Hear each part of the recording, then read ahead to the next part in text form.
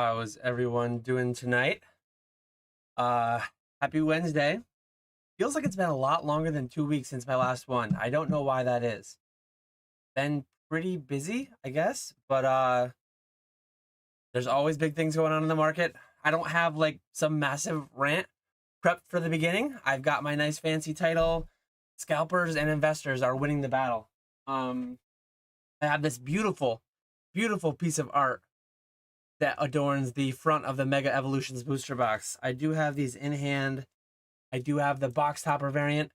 Includes one bonus illustration rare style promo card. I don't know why they put the art just on the top and the sides. Why don't they go for the front? But anyways, we're hanging out tonight, or as long as you guys want to. Hit me with the questions. This is a live Pokemon Market Boom Q&A. As I always do. I except for when I've had technical difficulties, I don't miss questions. I don't skip questions. So hit me with your questions. I will get to them as I get to them. I do see, I'll try to cover, usually the way these work is like people will ask questions, people will talk about in chat the latest happenings in the hobby, right? PSA grade fees going up again, question mark. Yes, as far as I know, they're going up by a couple dollars. They're going up by 5 business days on turnaround time, and they're going up, well, estimated turnaround time, and then they're going up by dollars as well. I saw Neo Cards and Comics did a video. I'm not like, I've never been that kind of YouTuber where I'm on the latest buzz, the latest happenings, giving you the hot, fresh news. But this is fairly hot and fresh. I think the pricing came out today. So by accident, I am a little early with this news. What is that going to do to what I'm doing grading wise? I'm grading more cards than I've ever graded, but most of them are not graded with PSA. That's not because PSA is the largest market share of grading in the Pokemon space, in all grading card spaces as of right now, but especially in the Pokemon card space. And peak liquidity, peak prices, aside from that CGC Pristine, BGS Pristine, Black Label type premium that some cards have. Some cards have significant ones. But the main reason that I'm going for CGC more than PSA in this market, not because I think they're better, it's because they're better for me in this moment. They're better for me in this instance. They're turning around really quickly. I'm grading cards for really cheaply, a lot cheaper than you can directly. I don't have the volume, I don't have the relationship with PSA to grade them significantly quicker, cheaper, faster, whatever it may be. So most of my stuff is just fairly hands off. It goes to raw to Fanatics, and then graded with CGC on site, and then auctioned through Fanatics. That's just for logistical reasons. That's just for turning things around quickly. And I am grading a fair bit with PSA though. It doesn't feel good, but we are booming. Sign of the times. 4 years ago, I was grading very cheap cards for $75 a piece, for $150 a piece. I haven't done it in a while, but I'm doing it again. I sent some McDonald's Pikachus for $70 grading, $60 grading, whatever it was. I sent some of the Gengars from some of the Haunters from these decks that just came out in Japan. Going into spooky season, going into Halloween, again, I'm not telling people what to do. I'm just telling you what I'm doing. I bought 400 of these decks. I think 400 is my lucky number lately. I bought 400 of these. That turned out well. I bought 400 of these. Initially, I thought I was going to get destroyed, but it seems like this is going to turn out well too. I bought 400 of these, 800 Gengars, 400 exclusive Haunters. That so far, I've heard the deck has gone up. Maybe I should buy some more on the way up. I bought 400 McDonald's Pikachus, Big Makachus as well. Shout out to Ponga. I'm not sure if he's coined it, but he's really on the Big Makachu, better than the Burger Chew name. I mean, it's not a generic burger. It's a Big Mac, right? It's McDonald's. So the Big Makachu is the name to go with for the McDonald's Pikachu from 2025. But yeah, I have another one. Dio's card says I'm cooked. I don't know if that's with respect to, probably respect to the title. He's probably not a scalper investor doing the cooking. He's probably somebody else getting cooked. Maybe not. I don't know. Shadow says Destined Rivals to 1K, man. Let's go. I mean, at this point, I've said it before. I said I think it's going to ultimately go under MSRP by the pack, and I would have guessed that, like, I would have thought the boxes would go under MSRP back when they came out, but I never held myself to that. I've never guaranteed anything. I said I did make a bet with Retro on the packs. I still think the packs will get to sub MSRP at some point. Mega Evolution seems like a great set. Phantasmal Flame seems like it's going to be a great set. Pokemon has a habit of making nice art that we like and that we chase. And next set, best set. This is the new latest best set of all time. So I still think that Destined Rivals will be able to be had for under $5 a pack on the open market at some point. Prismatic Evolutions as well. Will the ETBs, will the booster boxes? Every day that goes by and the Destined Rivals box goes up, and another day passes, and we get closer and closer to that 2-year time frame that generally they stop reprinting products and it goes out of TCG rotation. Every day that passes, I am less and less confident in my prediction, right? Both in the loose packs and in the boxes. But yeah, we'll see what happens. A lot of people have been guaranteeing certain things, and I, as I've said many times, I don't need to say it again, but I don't have the confidence level to guarantee always, never, any of those things. It's just I think it's a lot more uncertain than a lot of people realize. And I've been here through a lot of different guarantees. I remember PSA 10 base set first edition holos would never go under $10,000 again. And we might be getting to the point where they're all above $10,000 again. Maybe somebody will guarantee it again. I remember hearing guarantees that the PSA 10 base first edition Charizard would be $1 million card within X amount of years, less than X amount of years ago, or more than X amount of years ago. And yeah, I just, as always, this channel, one guy with a receding hairline that is telling you what he's doing and why, and going from there. It's funny. I actually I need to make a video documenting this at some point. But I have a couple people that like go back to the videos I was making back in May, as if I'm ashamed of the videos. As like I could delete those videos if I wanted to. I've never deleted the video. I don't ever intend to. But I have some people that are revisiting my videos every month and just saying like, hey, Destined Rivals is this now. Destined Rivals is this now. Maybe, hey, if you're in here, shout yourself out. I'll throw your thing on screen and I'll say that you've been right so far. But I haven't been wrong either. It's possible for somebody to be right in that, hey, well, that's the thing. But when you make a guarantee, when you say always never, you can only be proven wrong. You can't be proven right. But when you're like me, you're a weatherman. You say 90% chance of this, 10% chance of this, rainy, sunny. Like, you never give a 100% guarantee. And then you can't be wrong either. But yeah, a lot of things that I'm buying in the meantime. Like, how'd your Destined Rivals compare to my Big Macachu? I bought 400 Big Macachus at $20 a piece. I spent $8,000 on Big Macachus that if I didn't grade any, I would have tripled my money, but I'm grading them as well. Maybe, praise Arceus. Hopefully I hit a black label and I'm able to sell it for a third of what the last one went for. I would be thrilled to sell a Big Macachu black label for $7,000, let alone the $21,000 that was confirmed paid through ZNG Emporium.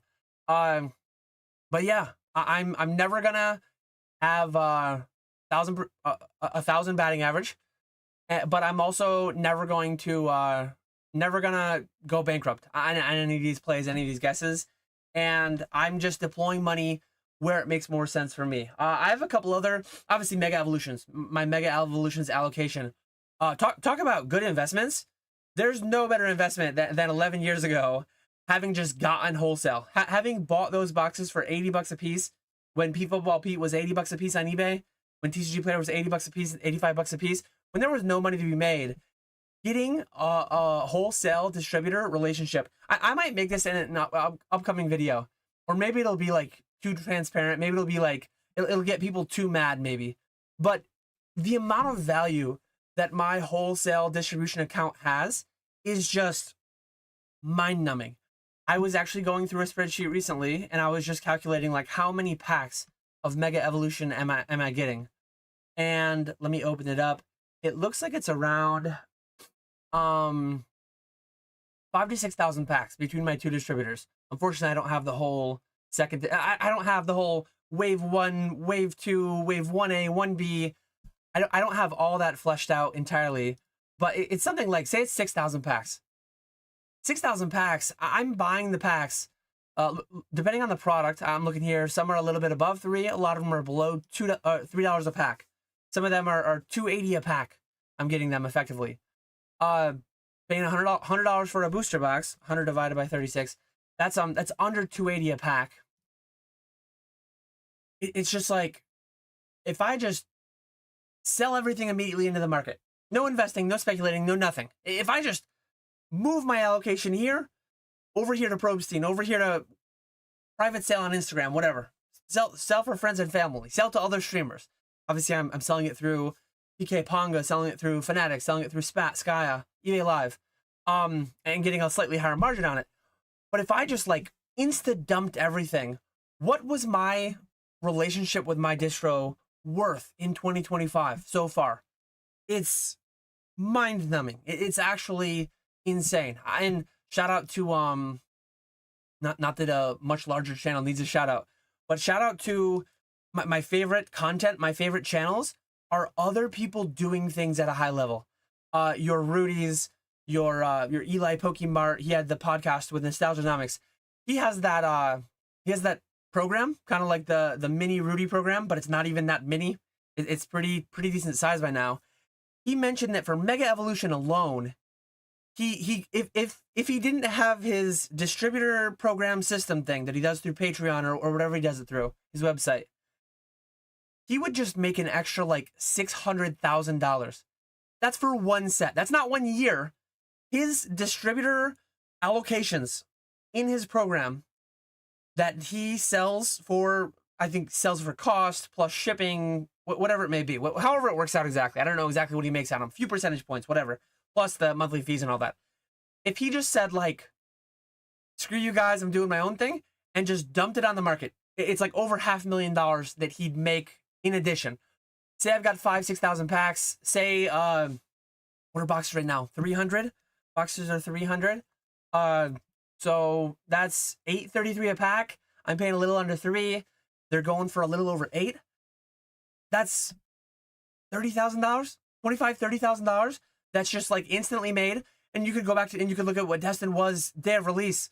Had I not sold all of that, which I sold a lot of it, not all of it, and I was buying more as I sold it, I set 4 cases back to the pallet. But had I just sat on that for 4 months, what was originally just a $30,000 market gain is now like $50,000, $60,000 for just having been with my distros for X amount of years. It's actually part of the reason that I think this can't be real. Part of the reason that I think this can't go on is like, I can't believe, I have a hard time wrapping my mind around the fact that like, are my distro allocations just worth, are they just worth $100,000 a year into perpetuity for the rest of my life? That's been my goal. My goal for the past 15 years has been to build that. And little did I know, and I don't think this to be the case, but little did I know, between 2014 and 2024, December, November, I built that. 4% rule be damned. Like I've been wanting to build $100,000 a year passive income through financial independence, retire early, all that stuff. The 4% rule, Bill Bengen, the Trinity study. I've been trying to build a portfolio that would yield me $100,000 a year. That's like my end game. That's like my, that's part of my financial why. Not my entire life why, being built around finances, but that's my financial why. That is the end game. That is my smart goal. My smart goal. Oops, I didn't turn on my my smart goal. I turned off my face cam, which didn't work. But that's what my allocation is today. Like 4% rule, I need to build $2.5 million after taxes, put into, and whether that's Roth IRA, traditional IRA, maybe some amount of brokerage, but I need to have $2.5 million for the 4% rule to be able to spit off $100,000 a year in revenue. And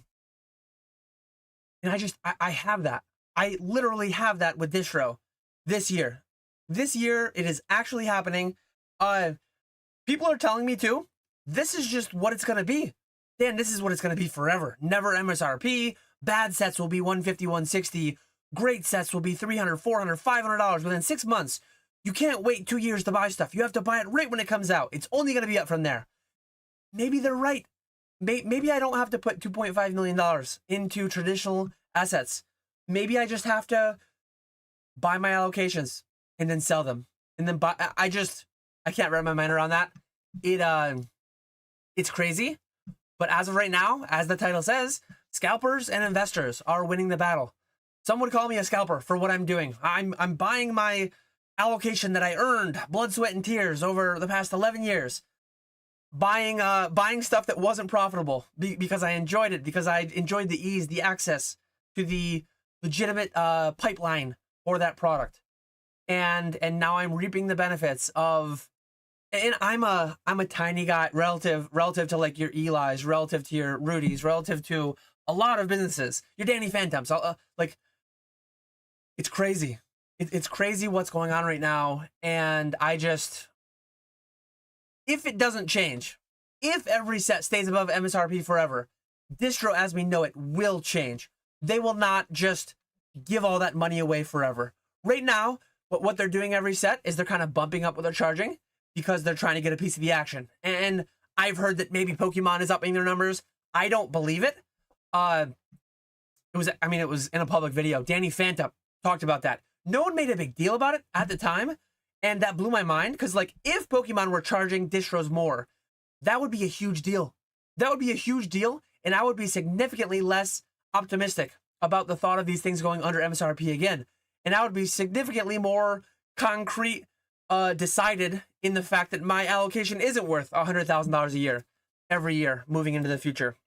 But main reason that I don't think Pokemon is charging distro more is because, like, why would they sell to retail at all? Why would they sell to big box Costco? Why would they sell to Walmart, Target? They're not selling. They're not charging them more. We kind of know that because they're still charging MSRP through Costco, through Target, through these Walmart, different companies like that. I know GameStop's not. That's a whole different animal, I believe. But I said I didn't have a rant prepared, but I kind of found one. I found one to run with, so we ran with it. But it's crazy. It's scary. It's unprecedented. Like, history will be made regardless of what happens. History will be made. History is being made regardless of what happens. There is not a single set under $200, and maybe the floor is even higher. Like, at one point, there was not a single set under MSRP. That happened back in 2021 when Battle Styles was 150 when it came out. When Vivid Voltage came out above 200, I don't believe any of the older sets were below like 144, which was the MSRP at the time. So everything being above MSRP at one point, or at least close, I think that had happened before. But every box being above 200, 220, 230, whatever the floor is. I don't know what SV base is right now off the top of my head. I don't know what all the sets are off the top of my head. But I'm pretty sure that every set is above like 220, 230. Not just MSRP, like almost 50% above MSRP. That's historic. That is the first time that has ever happened. No box has never been available, not only under MSRP, but under $100. So it's like history is being made right now. Will more history be made? Or will we go back to like what has always happened? Every box has been available under MSRP. Every box has been available under $100. Under $100. So basically like 60% of MSRP, let alone MSRP. But we truly might be in a time where that fundamentally changes. And if that fundamentally changes, it's just into eternity, I see multiple things happening. I think in the next year, if this continues, we will get another MSRP increase. And I feel like it has to happen. If Pokemon boxes are just eternally selling for $250 to $300 out of the gate, if not higher, Pokemon will take more of that action. They have to. It would be insane for them not to. I want them to. I want Pokemon to make a lot of money. They're the geniuses of the IP. They deserve. Like Coca-Cola gets the benefits of that formula, that winning formula that so many people know and love for so many decades, so many 100+ years, however long it's been. Pokemon, if it's truly worth all this, Pokemon should be eating a lot more than they are right now. And trust me, they're eating, they're doing well. But I see Pokemon going into $180, $200 MSRP. I see Pokemon going into more of a dynamic thing with like what Magic is doing, where MSRP maybe doesn't exist, and they just sell more based on vibes to distros, and there's just no way. There's no way that they're gonna let my allocation be worth $100,000 a year for the rest of my life. And then in combination with Pokemon potentially increasing MSRP, distros already are taking more. Earlier in the year, last year, 12 months ago, I was paying. Let me just pull it up so I'm not so that I'm not saying the wrong thing. Before Surging Sparks was Stellar Crown, right? Stellar Crown. I'm gonna look up Stellar Crown, and then the name of my distro. Now I'm gonna see how much. Here's my order receipt for Stellar Crown release date. Stellar Crown, I paid $94.50 a box, which is surprising. There's only 6 boxes. This must have been a reorder, but I was paying $90 a box a year ago, a couple years ago, for Scarlet Violet base. Where's my Stellar Crown launch? Right here, maybe?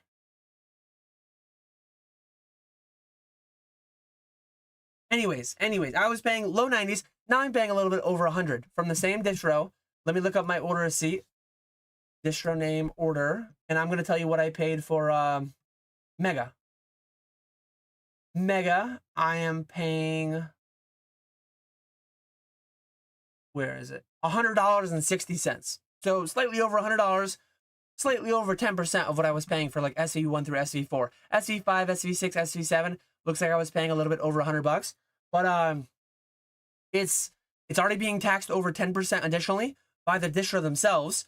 Pokemon, they had an MSRP increase from 144 to 160. That's over 10% right there. I would expect another 10% increase by Pokemon sometime in the next 12, 18 months. It would be insane if they didn't.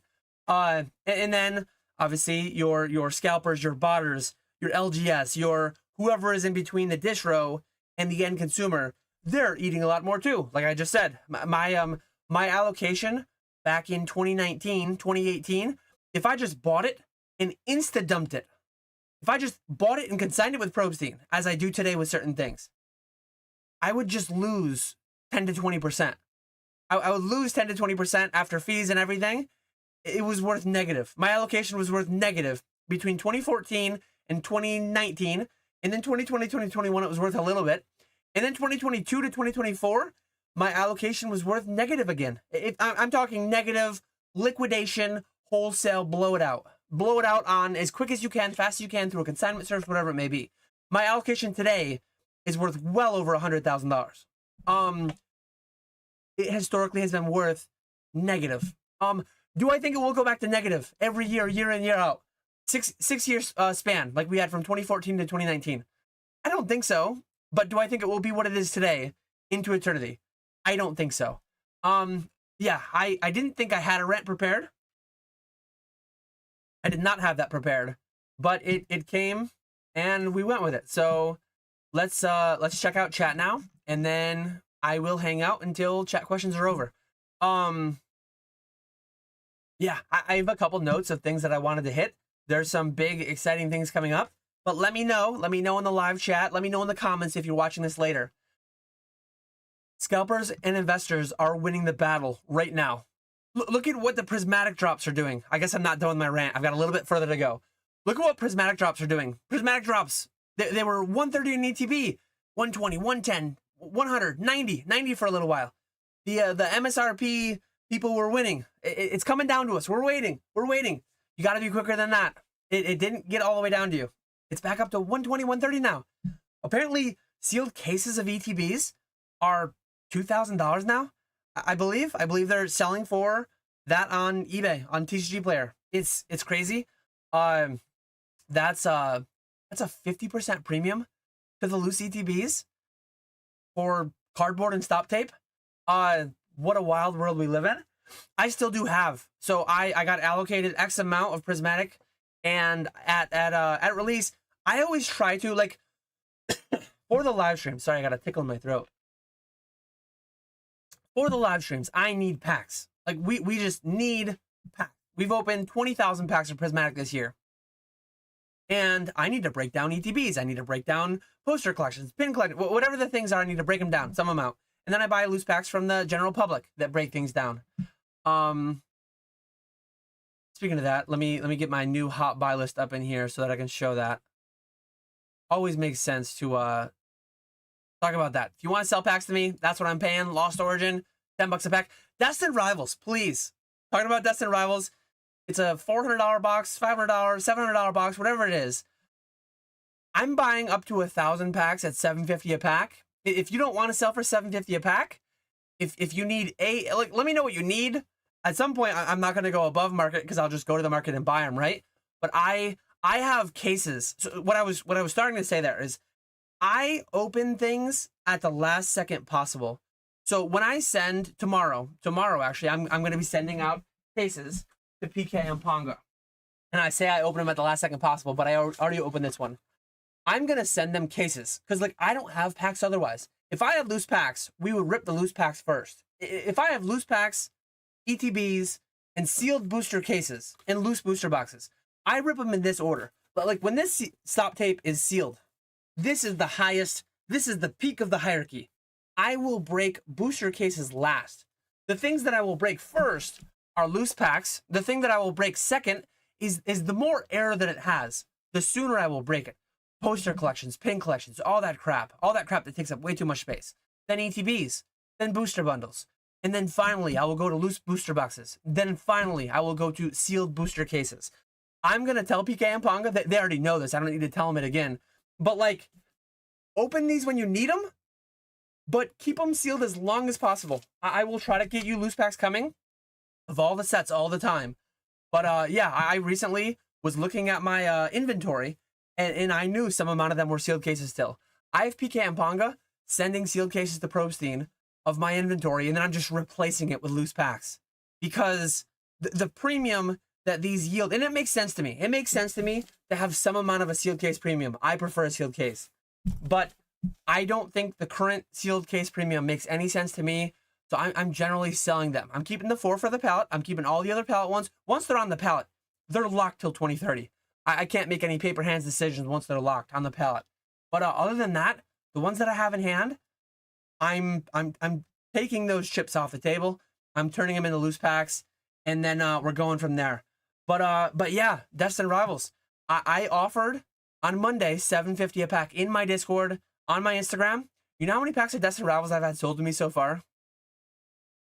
0. At my offer, where did I just put it now? There's my hot buy list. At my offer, so I have some Evolving Skies coming in, not much. I have some Lost Origin coming in, a decent bit of Lost Origin actually, at $10 a pack, because that's pretty high. That's a pretty high percentage. But I have 0 Destined Rivals coming in so far. Hit me in the DMs, hit me in the email, hit me in the contact form on my website. If you have Destined Rivals and you need $7.80, you need $7.90, you need $8, throw your number at me and I might buy them. I don't want like 10,000 packs, but I want 1,000. I want 1,000, maybe 2,000 packs, because I'm selling the equivalent in cases, and then I'm just taking the extra premium. To me, to the stream, it's painful. It's painful today when I hear from PK or Ponga that like, hey, I just ripped a case. Hey, I just ripped a box, because the premium just makes that painful. But it's bonkers. It is bonkers for a set to have that high of a case premium, in my opinion at least, that shortly after release. I am definitely aware, and I know of some people that are putting together 6-7 figure positions in loose packs of certain specialties products, in sealed cases of main set releases, and it's the unstoppable force versus the immovable object. It is the unstoppable force of live streams ripping product at unprecedented levels, and the immovable object of the massive mountains of product, the print runs, unprecedented print runs, 12 billion cards, 13 billion cards a year. And who's going to win? I don't know. I think that finally ends my rant. But yeah, because at launch, we're going to open thousands of packs this weekend. So like my entire allocation is only thousands of packs. And if I try just breaking down the bundles and breaking down the ETBs, I don't have the numbers right in front of me, but it will be something like 1,000 packs. Like that will last me Friday. And then what do I do Saturday and Sunday? Do we twiddle our thumbs? Do we not sell Mega Evolution when everyone else is selling Mega Evolutions? That's why I need to break into these. But I only do that for like the minimum amount of time possible. I'm going to keep as many of those sealed as possible. Now I'm going to scroll back up and I'm going to continue through chat. Can't wait for PSA to charge us a fee for the profit we make through their slow turn times. I mean, that exists. That exists via upcharges. I think they do upcharge you to what the levels were at the time. So as far as I understand, this happened to me in the past. If you send today and the tiers are 19, 30, 75, 150, and then in the future, when your card's finished grading, if the new tiers are double, say they're 30, 60, 150, 300, I think I did that right, you will be upcharged to what the tiers were when you sent, as far as I understand. So that's something that you sign on the dotted line. I agreed to the terms and conditions. That's just part of the game. It is what it is. How's it going? Basic, chef. We are indeed booming basic. 2 weeks feels like 6 months these days. Absolutely. Pixel Katana says TPCI needs to pause it on Prismatic and switch to Destined Rivals for a month at least. I would say like pause 151 and maybe they're done with 151. 151 like a month ago. I was saying that one of these days 151 is going to crown Zenith on us. What I meant by crown Zenith is that like one of these days we're going to wake up and 151 is going to go from 10 a pack to 15 or 20 a pack. And what do you know? A month later, 151 is now 1565 a pack. I have it set to 75% on my buy list. I don't have it on my hot buy list because I have quite a bit of 151. But 151 is 1565 a pack.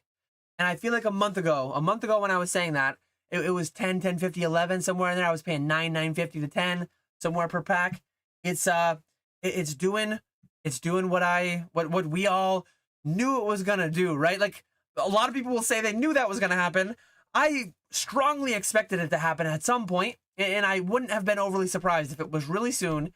And it even though I kind of like knew, like everyone, I knew it was coming, it's still all mind-blowing. To me, it's mind-blowing what the Big Mac and Cheese is doing. What this is $300 a box. Like tomorrow night with my family, we're gonna, maybe we'll do a box. Part of the reason I want to do a box, my son's favorite Pokemon is Lucario. Like we need to do more than we normally do. Lately, we've been doing an ETB, 2 ETBs of product. We've been opening a very small amount because it's so expensive. It's just like, you give me $300.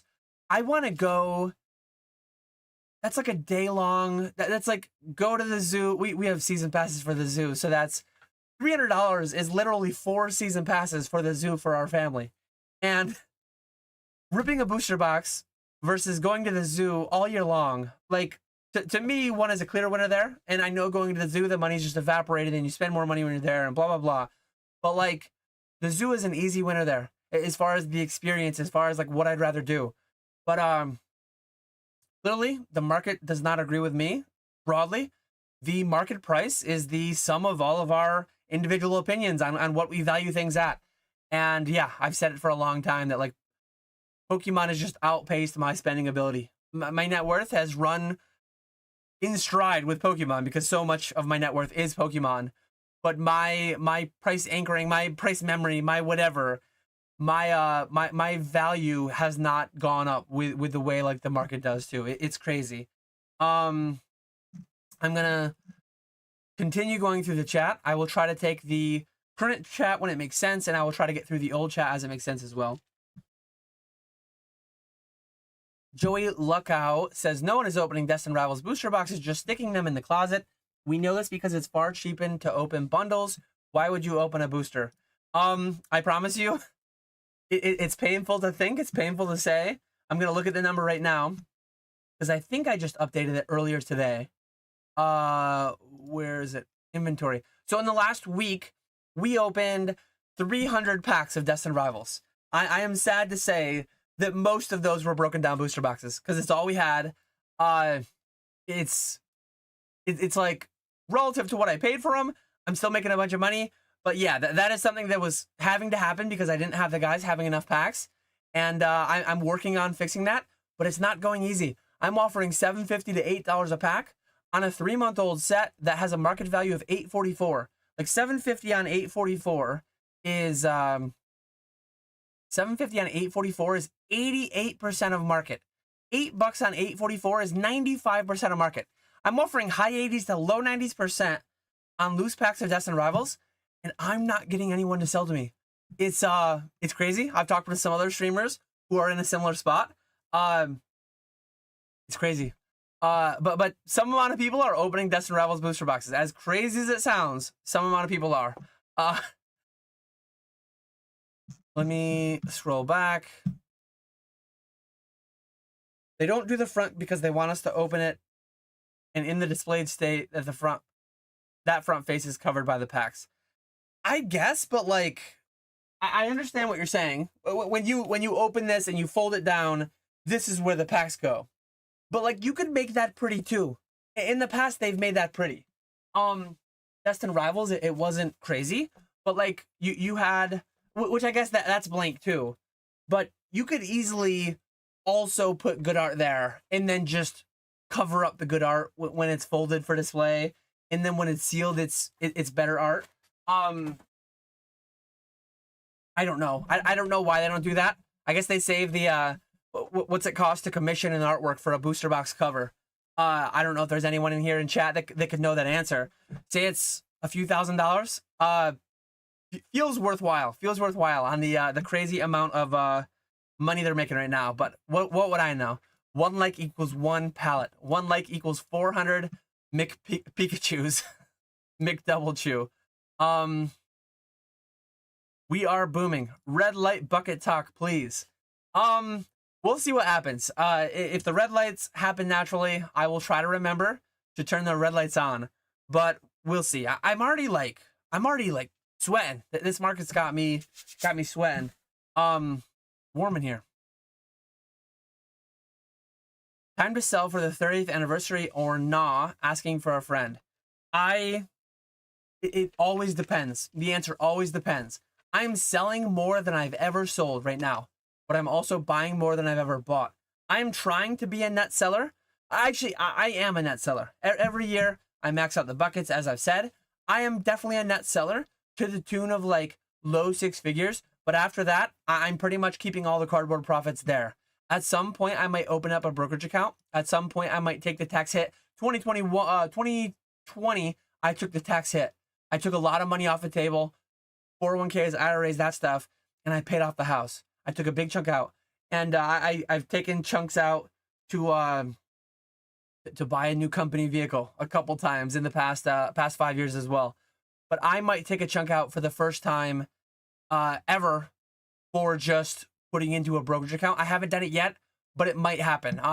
Beyond the tax advantage buckets, I might put like a lump sum, not a crazy amount, but I might put some amount of money into a brokerage account because early retirement, depending on when that happens, how that happens, having the additional flexibility, having the additional stream, having the additional bucket, having the additional thing to tap into for spending here and there could be beneficial. But having the money out of the buckets are very tax advantaged. The buckets have a lot of benefits.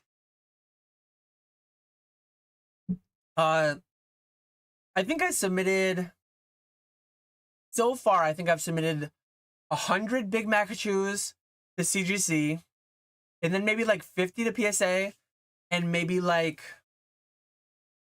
30, the cleanest 30 I could find to BGS, I believe. Spat wants Mega for Sunday. I don't know about that. I'll have to see what ends up coming in tomorrow. Maybe Spat, maybe I can get you a little bit, or we'll see. We'll see when it comes. But yeah, stay tuned for that. I will be in touch. I'm starting to be scared by some of the thoughts going through my head these days. Sometimes we are booming. Absolutely. Are you ready for Gem Pack Volume 3? It's officially releasing tomorrow. I didn't realize it was tomorrow. I knew it was soon. Yeah, you've got, what is it, Inferno? You've got the Japanese one. You've got Mega Evolutions. You've got Gem Pack 3. I am buying some Gem Pack 3. I'm going to have it on the streams. The Chinese stuff, when I first brought it onto the streams, it did pretty well, but it's definitely slowed down. It's slowed down a lot. I'm looking at the numbers right now. I think some of my formulas are broken. I think, I'm not sure. I'm not positive, but I don't know if this is accurate or not. But according to this, like, we've sold a little bit in the past week, but definitely significantly slowed down from what the first couple weeks of it were. But we haven't had it that long. Distro pension is kind of crazy. Indeed, yes. It won't last. It never does. When Gen 10 hits and the new Pokemon come out, everyone will go back to moaning. Probably. When you're done, just set your distro delivery address to Probstein and call it a day. Yeah, I mean, that's the play. My collector app goes up 1% daily. I'm honestly getting concerned what the downside looks like.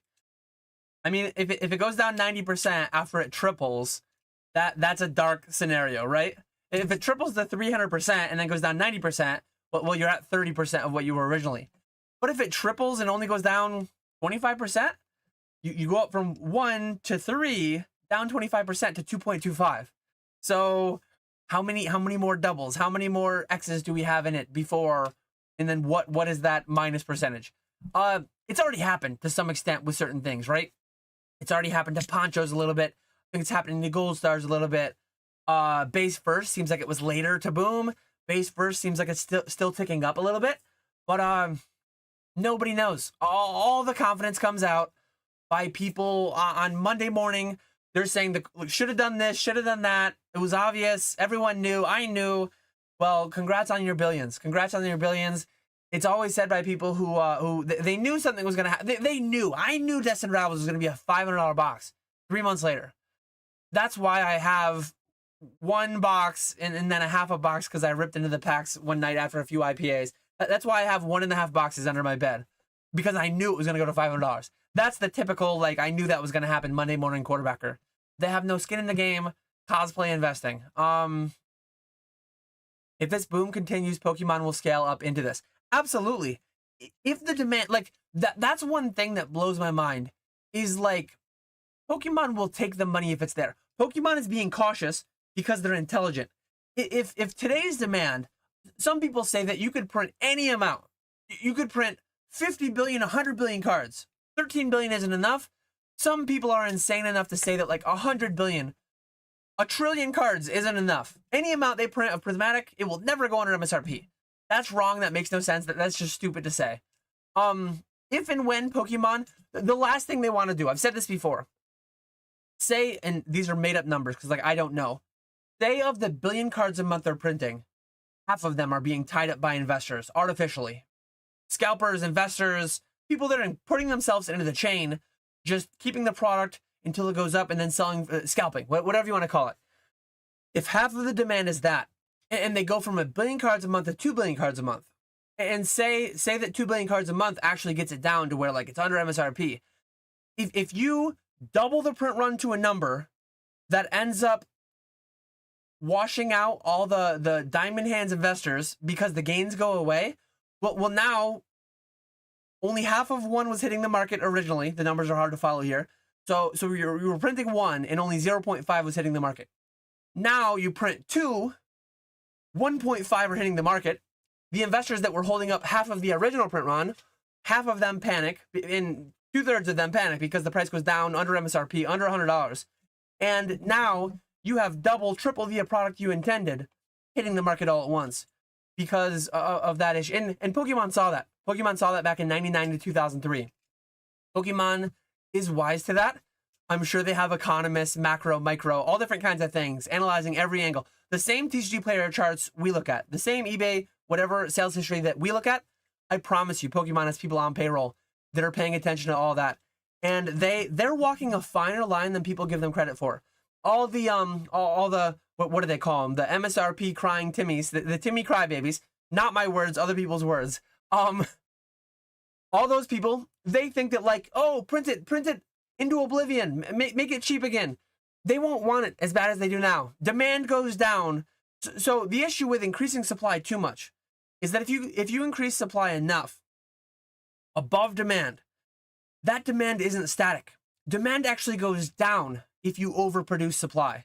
So on top of like supply potentially surpassing demand, if this is demand's been doing this. If you do this with supply, I should be going the same way. If you do this with supply, demand can actually do this, and then you can have like 4 to 5 times more than you need. And that gets dark. That gets really dark. Pokemon was there before. Pokemon was there. Base, jungle, fossil were underprinted for some amount of time while things were stonking out, 99, 2000. And then at some point, very quickly, base, jungle, fossil became vastly overprinted. The boxes went to 20, 30, 40 bucks a box. I don't think we're going to get there again. I don't think we're going to get there again. $40 booster boxes, $30 booster boxes. but it happened before, and I believe in Pokemon too much to do something like that again. But they did it before. They did it before, and as much as people don't want to admit it, if the price goes down, generally people want it less and demand is lower, which is the opposite of the way that it should be. But yeah, if Pokemon can increase the print run from 12 to 15 to 20 to 30 billion and things just go smoothly and things go nice, they will do it. There's a bull case where Pokemon is printing 30 to 50 billion cards a year in 2030, and things are like smooth. Things are like good. Like boxes come out at 120, 150, 160, 100 to 200 bucks is like a decent spot. And there's a chance that those things are happening in 2030, and all the boxes from today are looked at like Sun and Moon era are looked at like X and Y era are looked at. Your Destined Rivals could be a $3,000 box in 2030. Your Evolving Skies could be a $15,000, $20,000 box because the print runs relative to then are so much lower.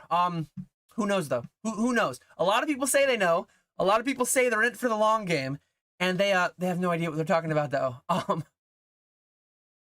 Are you putting back anything more than 4 cases for the newer sets, or just sticking with the 4? Since Mega Evolution has box topper and no box topper, like Journey Together, I did 8. I might do 8 of Mega because there's 2 variants. I might do 4 of each variant.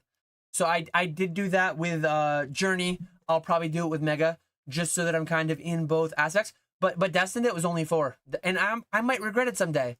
But if Destined runs away from me, if I never add more than 4, what did I add instead? I added 151. I added Crown Zenith loose packs. I added Evolving Skies loose packs. I added things that are probably doing pretty damn well. I added a second Evolving Skies booster case at $9,500. How's that doing right now? Yeah. I'm a fan of Late Night Dan Wear the Red Lights. Haven't had to bring them out yet. We'll see what happens. I think Gen 10 will be the best Gen since XY. Walmart just sold out of Megatins in about 60 seconds, and there was 2,800-ish units with a queue. 2,800 units. That does not feel like many. Botted to Oblivion. Makes sense. Gengar Greg says MEO1 or MEO2, folks. Charizard and Gengar beat Lucario and Gardevoir, in my opinion. Lego Pokemon sets are about to have the same effect on cards that the TCG Pocket app did. It will bring back so many casual fans yet again for the 30th anniversary. Sounds bullish. We're booming. I'm kind of over the scalper reseller complaining. It's the Wild West out here right now with the amount of money to be made. Either adapt or quit complaining is where I'm at. Yeah, nobody needs this stuff. Luxury goods, blah, blah, blah, blah, blah.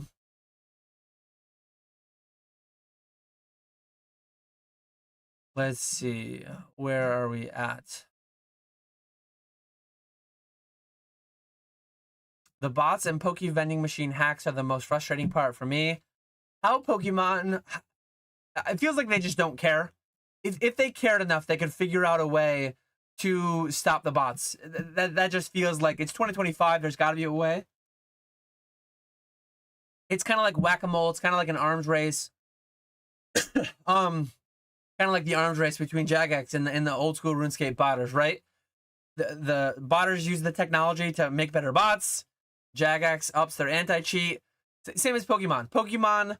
But the Pokemon Center. Pokemon Center should be like the easiest for them to control. Whether they email out unique codes, whether they... I mean, at the end of the day, it's like tied into your social security number. Make you register with your social security number. How many people would actually do that? I feel like a lot of people would do that. People would be getting their identities stolen, their social security numbers hacked, just to register with Pokemon Center. That would be a wild world. Can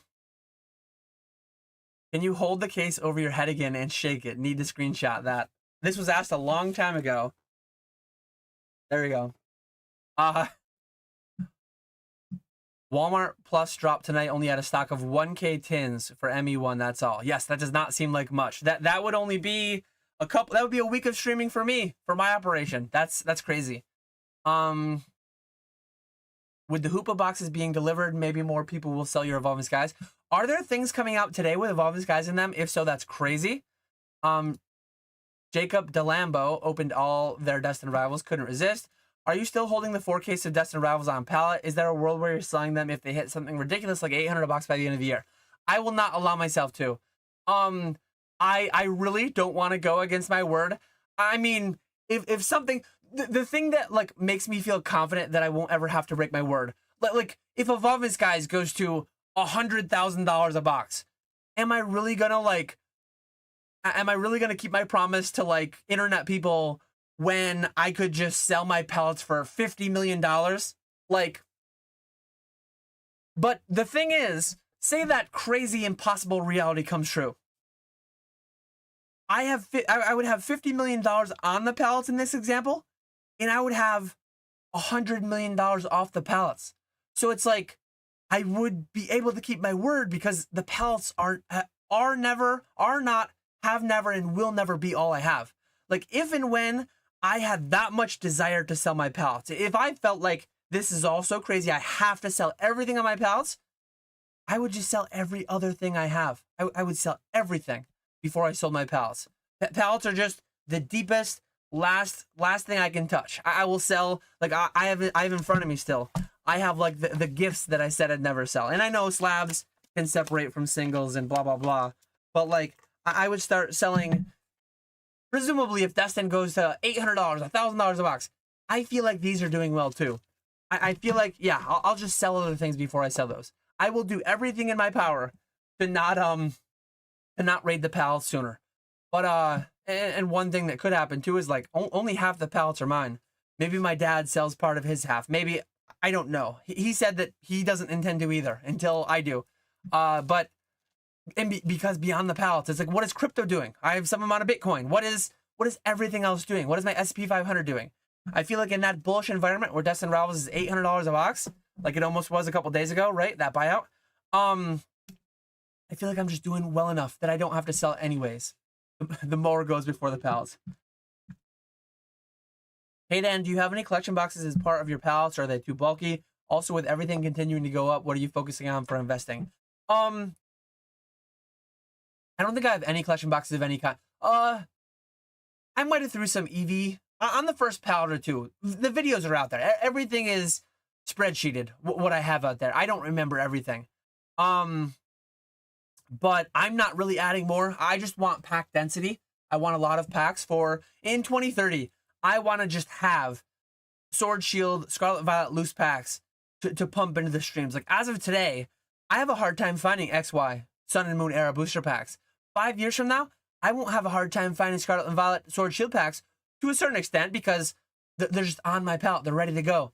The same form factor that I use today in our live streams. I just have them ready to go in the 4 rows, tucked away in boxes. I can disassemble the pallet, take it to UPS, ship it to PK, ship it to Pongus, ship it to Spat, ship it to Skya, ship it to however many other streamers I have going on. Scalpers and investors are winning. Is Dan just giving himself a pat on the back? Oh, Dan is just giving himself a pat on the back. Absolutely disgusting. That's hilarious. How's it going, Pokey Plumber? Nice to see you in here. It does. Some people will think I'm not being honest here. Some people will think I'm lying. But I don't prefer this market. I genuinely don't prefer this market. It's silly. I don't believe in it. It doesn't make sense to me. Like I want to just rip. I want to rip boxes with my family. I want to rip multiple of them. But I'm going to rip one or less because I don't value it that much. The market wants it more than I do. So I'm just selling it. Like part of me would love to still have my entire WotC collection. And if it were like a sane price point, I would still have my 370 PSA 9 WotC complete set of hollows.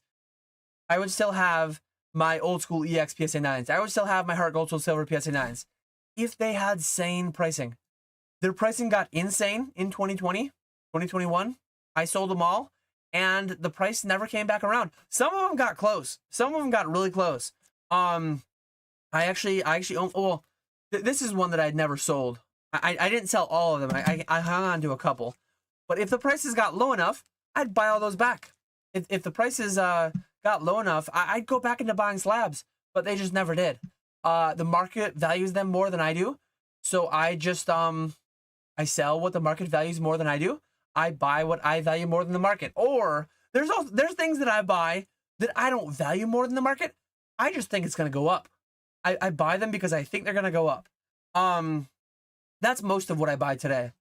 So wasn't there another half of that question I didn't answer? Where'd it go? Oh yeah. What are you focusing on for investing? So I said this in a month ago. I said this, and I'm not calling myself, not yet anyways. Wait for the thumbnail where I'm Nostradamus. But what was the main thing? If you watched my live 2 weeks ago, my live 2 weeks before that, my live 2 weeks before that, I said the biggest thing that I've bought on net this year was 151 loose booster packs. How are those panning out for me? So I have people that come back to my comments every month and they say, Dan, you're a dumbass. Dan, you didn't buy Destined Rivals. Destined Rivals is 400. Now it's 500. Now it's 700. Now it's 500. Destined Rivals dropped 40%. Where are people with those? I need to be that guy. Maybe on Monday, I'll do a panic video. Destined Rivals down 30%. It was $700. Here's the TCG player sales. Now it's $500. It's cratered. It's cratered to $500. The end is near. But yeah, Destined Rivals went from 250 to 500. Yes, that is a double. That's better than mine did, I guess, to be fair. But I truly believe in the fact that I think the upside, the downside is higher and the upside is higher for 151 relative to booster boxes, per my opinions, per my take on the market. And I'm not gonna bat 1,000. I'm not gonna be right on everything, and that's fine. You don't batting 350, batting 400 will put you in the Hall of Fame. I have never and will never and don't even aspire to bat 1,000 because it's just fully flat out impossible. It is impossible. So I take more. I'm not swinging for the fences every. I guess we're doing baseball right now. My Mets are really struggling now. Pray for them. Pray to Arceus for them to make it into the playoffs. But I'm swinging for base hits. I'm looking at pitches when I'm ahead in the count, 2-0. I'm trying to work that walk. I'm not trying to be a hero. I'm not trying to hit a grand slam and every single at bat. I'm trying to just take the hits that are there, get on the bases, play the game, score some points. How about them Jets? My Mets. Hopefully the Rangers do something. They've been very disappointing lately too. Very, very. The way that the finances, the business, all that stuff are booming, the Dan sports fandom is in rough shape. So MJ Silver and Gold. If you look on my channel, go to Catch 'em All Collectibles channel, search within my videos, or just go to YouTube, open a browser, YouTube, Catch 'em All Collectibles Insurance. I make a video 3 years ago talking about Collectors Insurance Services. CIS it's called. Collect Insure, it's also called. So that's who I use. Do your due diligence, talk with other people, verify, quote against other insurers, but that's who I and many people I know use. I hope they hold on to what they're printing and do a massive dump at once. It'll be interesting to see what they do. I don't know. Dan, for your 151 on your pallet, is it loose packs or are you in cases of collection boxes, ETBs, etc.? I have, again, my pallet inventory is all out there. It's all publicly out in the open on some of my old videos. I've talked about maybe putting it on my website, like an interactive thing on my website. I could do that, but I don't know, it's already there. There's some ETBs, there's some UPCs, but there are no other besides for those, I don't think. And then there's a bunch of loose packs too. And how many of each product? Again, it's all out there. I don't remember off the top of my head. I guess I could. I'm not really prepared to do this. If I go to, I have too much crap on my desk always. Let me try to clear off my desk a little bit. I think my desk camera is gonna be on, but let me try. I will try for you to show you my pallet inventory. Yeah, I have my bank account open and stuff. Let me make sure I share the right tab. Okay. Yes, I did it. Look at that. Seamless. You did get a sneak peek at a big recent buy that I made coming to the live streams. Where are we? Okay. So this is what I have on the pallets. I have 2 1080 pack lots of Crown Zenith. I have 3 1080 pack lots of 151. I don't have them on there yet, but I am going to put a 1080 pack lot of Pogo just because I got it so cheap. Pokemon Go, Japanese 151 booster boxes. So here are all the products. Here's all the quantities.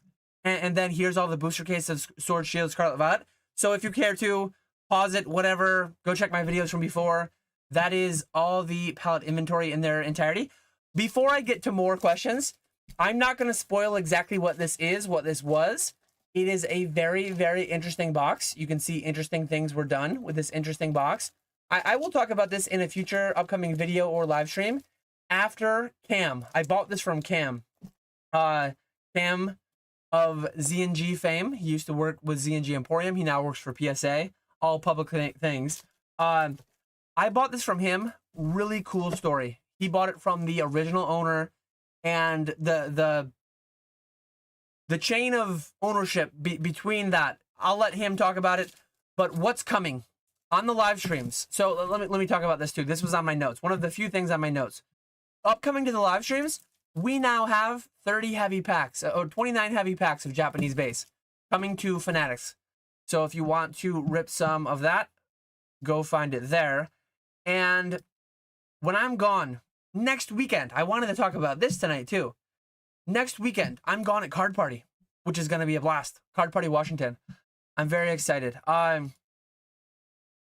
There will be Japanese heavy packs. There will be Fanatics instant rips. There will be tons of giveaways. This weekend, actually, too, we are selling this for near MSRP. Not quite MSRP, not quite as noble as old school Pokemon and others, but we'll be selling these for $180 a box. Not every one that I have, but some limited amount. Basically, Fanatics is doing like a promotion to get new people in. We will be subsidizing these down to $180 a box. So what we'll do is we'll have a bunch available for full market, as we normally do. Buy it as you wish, 9-pack, 36-pack lots, booster box rips, whatever it may be. And then we will also have periodically throughout the weekend. This weekend, Friday, Saturday, Sunday. Friday, we're releasing approximately 1,000 packs of Mega Evolutions. So roughly 30 booster boxes, 29, whatever it works out to be. 1,000 packs of Mega Evolutions at $5 a pack. And we're doing the same on Saturday and Sunday. So 1,000 Friday, 500 Saturday, 500 Sunday. You need to be in stream. You need to be ready. PK Pongo will just drop the item, and then it's a feeding frenzy. Whoever gets it, gets it. One thing we're not doing, no ship sealed. So these products will be ripped. Attrition will occur, which is good for the market, good for the investors, good for the hobby overall, for the product to actually be ripped. So tune in this weekend to Fanatics. Affiliate link below. Spend 25, get 25, and potentially get Mega Evolutions booster boxes ripped for 180. ETBs ripped for whatever that works out to be, 45 or 50 bucks, whatever MSRP is, slightly above. And then the next weekend, I'm gonna my video Monday will actually probably be about the mega stream we're doing for the anniversary weekend. Saturday, October 4th is going to be our 1-year anniversary on Fanatics. We are doing a massive Fanatics instant rips. We are going to have Japanese base heavy packs. We're gonna have all different kinds of stuff. Dollar auctions, as always. It's going to be big. We're going to have a lot of stuff. We're going to push big numbers with the help of Fanatics on some of it. Instant Rips is such a beautiful product. But yeah, I wanted to tie that in. It was a good pivot. It was a good tie-in. The anniversary stream, the Mega Evolution streams, they're upcoming. Gem 3 is coming to the stream soon. It's a pretty wild time right now in a wild market, a wild boom market. But yeah, Tanner, I hope that level of transparency pleases you. I always show all the receipts, all the information. Peak That Chew says, sometimes I try to 2x a Dan live video from habit, trying to see the future. Cam from Cam Fam. Yes, Mr. Cam. I actually had his channel open. Let me link you to his channel. So he has promised me. So he's promising us. Go like, subscribe, do all the good YouTube stuff, and Cam will provide us with a video on this box, where it came from. Like, again, I don't want to spill anything. It'll be an interesting video. Honestly, I've been in the hobby for 11 years. I've spent north of $10 million on Pokemon product. And this is one of the cooler things that I've bought. This is probably, as far as, it's not going to be the most money I've ever made. It's not going to be, but it's just really cool story, really cool background. And top 10, top 20 thing that I've bought, having spent over $10 million on Pokemon in the past 11 years. So yeah, look forward to that. Cam says the footage of the deal is actually pretty interesting, worthwhile potentially. So let's go get Cam a couple new subs, a couple new people anxiously awaiting that video to drop. And then, like I said, affiliate link below. Go check out Fanatics. PK's live right now. PK and Ponga are both live tomorrow. PK and Ponga were both live last night. We've done a couple dual streams where both streamers are live, and yeah, we're booming. Scrolling back up to try to catch up on everything. I will get to every question eventually, as I always do. Why do you think people love Rip and Ship so much? Many potential reasons. So, entertainment. It is fun to just watch people open product. The majority of people in there probably aren't buying. Like, I don't know the overall numbers, even for ourselves. Say we have a stream where there's 50 viewers on average throughout the whole stream. I don't know exactly how many buy. Say we have 300 unique viewers throughout a 3-hour live stream. How many of those individually buy? That would be a cool thing for me to dive into data on. Because I have not all of that data. I have some of it, though, probably. But anyways, some of it's entertainment. Some of it's gambling. Some people just love the thrill of the chase. Like, I want to go spend $1,000 to probably end up with $200-300 worth of singles, but to maybe end up with a $3,000 PSA 10 of my favorite card or whatever. The latest, greatest hit. So those are some reasons why. The community, the entertainment, the gamble, the thrill of the chase, whatever. Like, those are probably not an exhaustive list, but some of the reasons. House of Cards, what happens when all the investors are content with their gains and want to exit? Going to be a rough ride if you don't jump off the ship before it starts to sink. A lot of people say the ship can't sink. I'm not one saying that. I know that the ship could sink, but a lot of packs are being ripped. A lot of packs are being ripped as well. I have sold, me PK Ponga, on Fanatics alone, have sold, where is my number? I have way too many. I have to scroll along the bottom to find the sales sheet thing. Yeah, we're at cumulatively over 135,000 packs. We're probably gonna do less than, again, some of these I have these counting booster boxes. I need to update this. I guess, to be fair, I need to count boxes as how many packs they are. I need to count all the Japanese. I just count the Japanese boxes as one.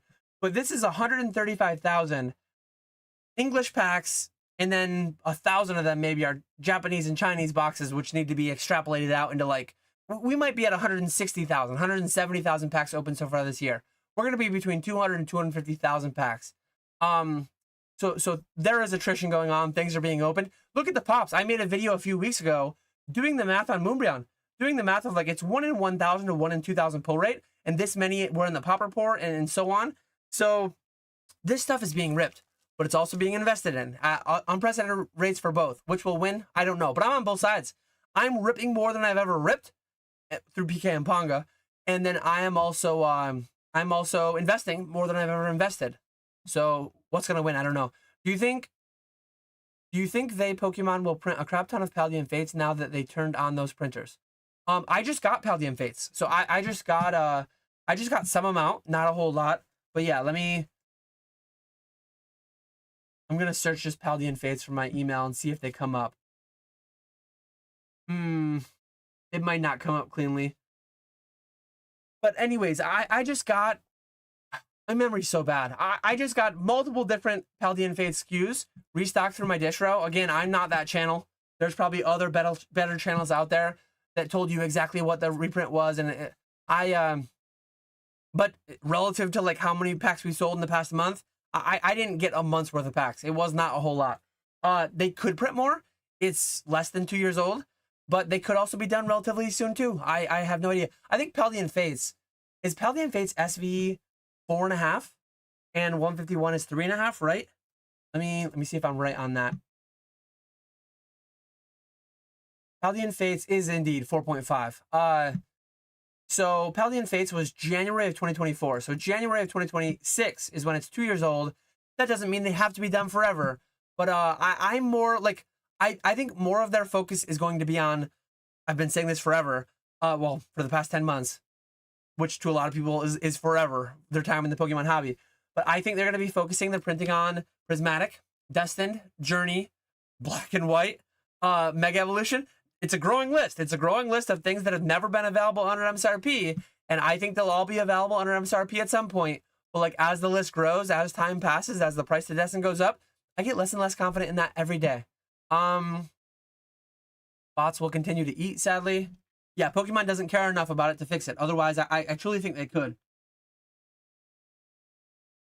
Ben Miller, do you think charging a premium for the first printing of booster cases like Evolving Skies is justified or fugazi? It's 1000% justified, because like some people get mad at things like a case premium, but given the option to choose between six loose boxes and a sealed case, the same people that will get mad about a case premium existing will choose the sealed case over 6 loose boxes.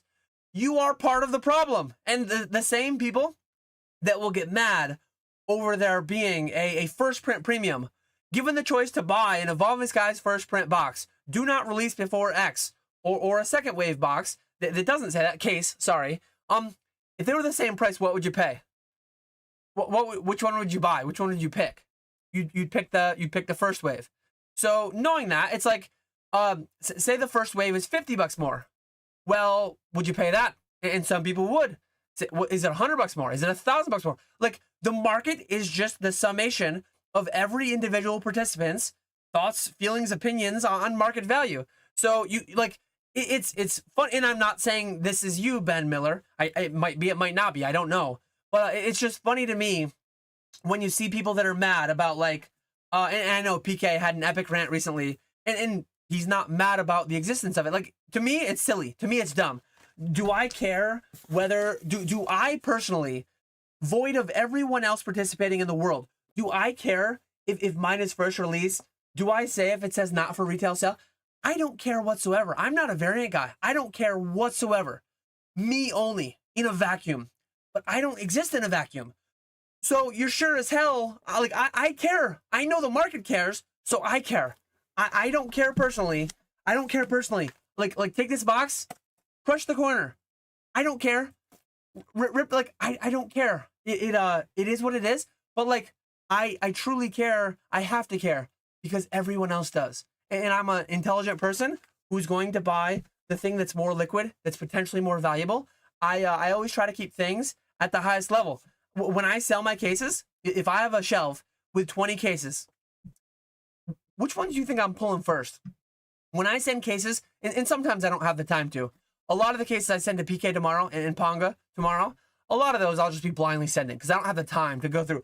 But if I have the time and I have 12 cases, if I have 12 cases and I sell one, am I going to sell the one that has the crooked stop tape and it's got like Sharpie on here, or it's got like whatever going on, like this one's doubled over, the stop tape's kind of wide, and I'm going to sell the ugly ones first, and I'm going to set back the cleanest, nicest looking ones, the first print ones, and that's what everyone does, because some amount of people care, so everyone that's intelligent should also care too, so they do, and then the prices go up more. So like, it's absolutely justified, because we're all a little crazy. We're all a little crazy, and I am too. I'm a participant in this market. So yeah, first time Alexis has seen you live, would like to know how many Red Bulls deep you are. It's just a lot. I don't drink Red Bull. I haven't drank Red Bull since back in college when I used to do Jaeger bomb. So you can imagine 20 games of beer pong deep Dan, who's been pounding Jaeger bombs half the night. Yeah, that was a sight to behold. Thankfully, I didn't exist in this world where live streaming and everything was so ubiquitous. Otherwise, there'd probably be live streams out there of it. But I had a Coke with dinner. I was bad. I had a soda with dinner, and I'm drinking watered down iced tea, very very lightly sweetened. This boom just gets me going. This boom is my fuel. This boom is my energy. Jaeger bombs. Can we do Jaeger bombs in Seattle? Oh man.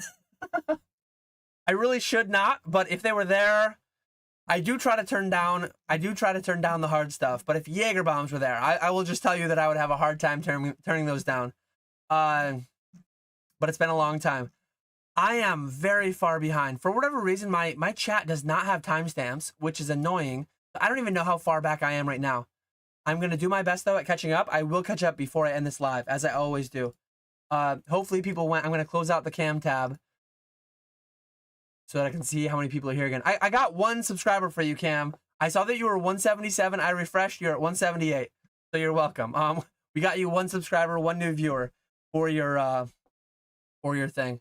Grimer said, oh no, we got bad. Just like I had in college, I have bad influences here. Cam says LFG. Grimer says, I will buy them for you. Oh no.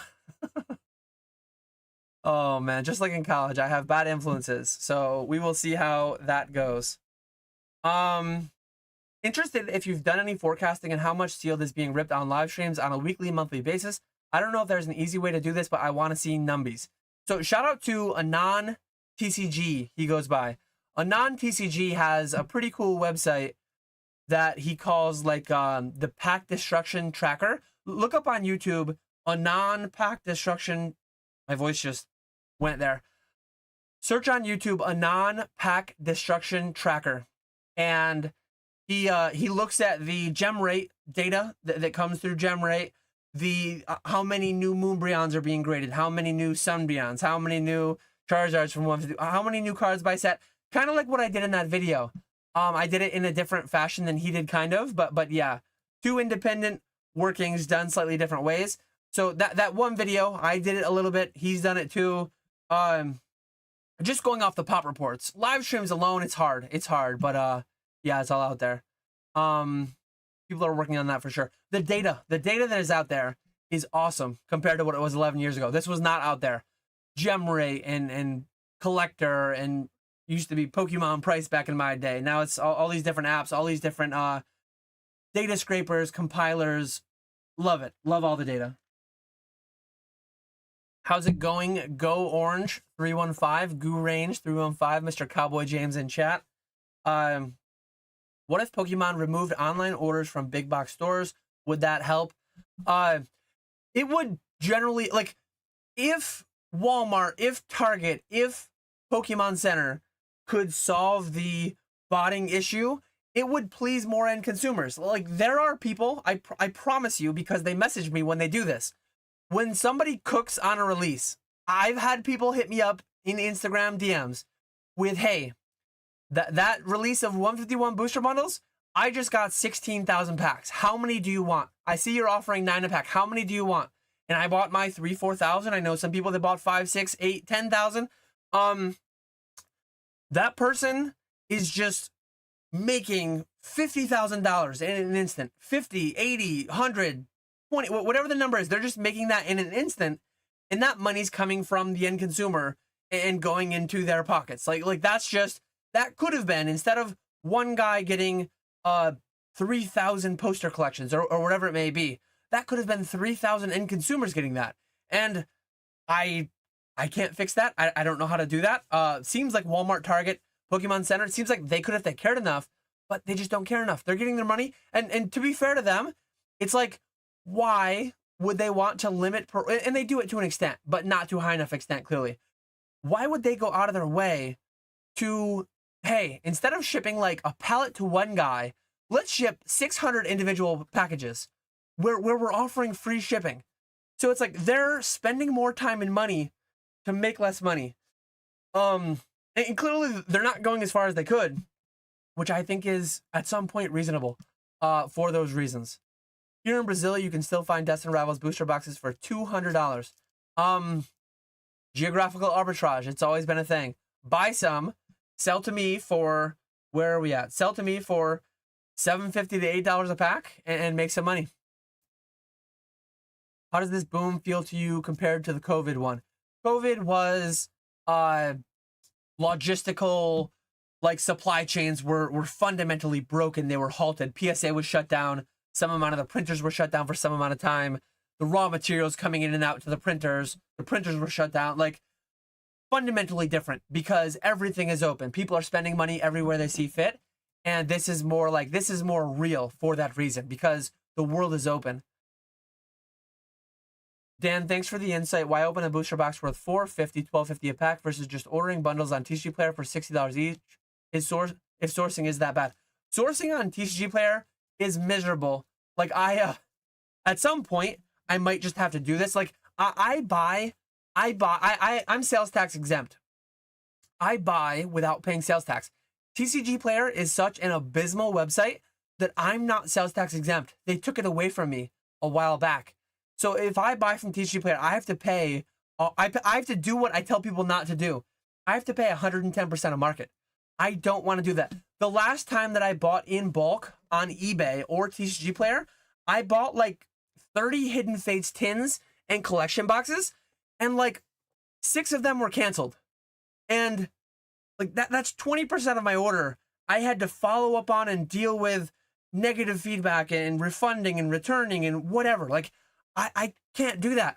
I need people to just sell me 500 packs, 1,000 packs, thousands of packs at a time, because that's the scale on which we're ripping them. I can't buy 4 packs here, 8 packs here, 20 packs here, 30 packs here, 50 packs here, because we're ripping thousands a week. So it just doesn't fundamentally work.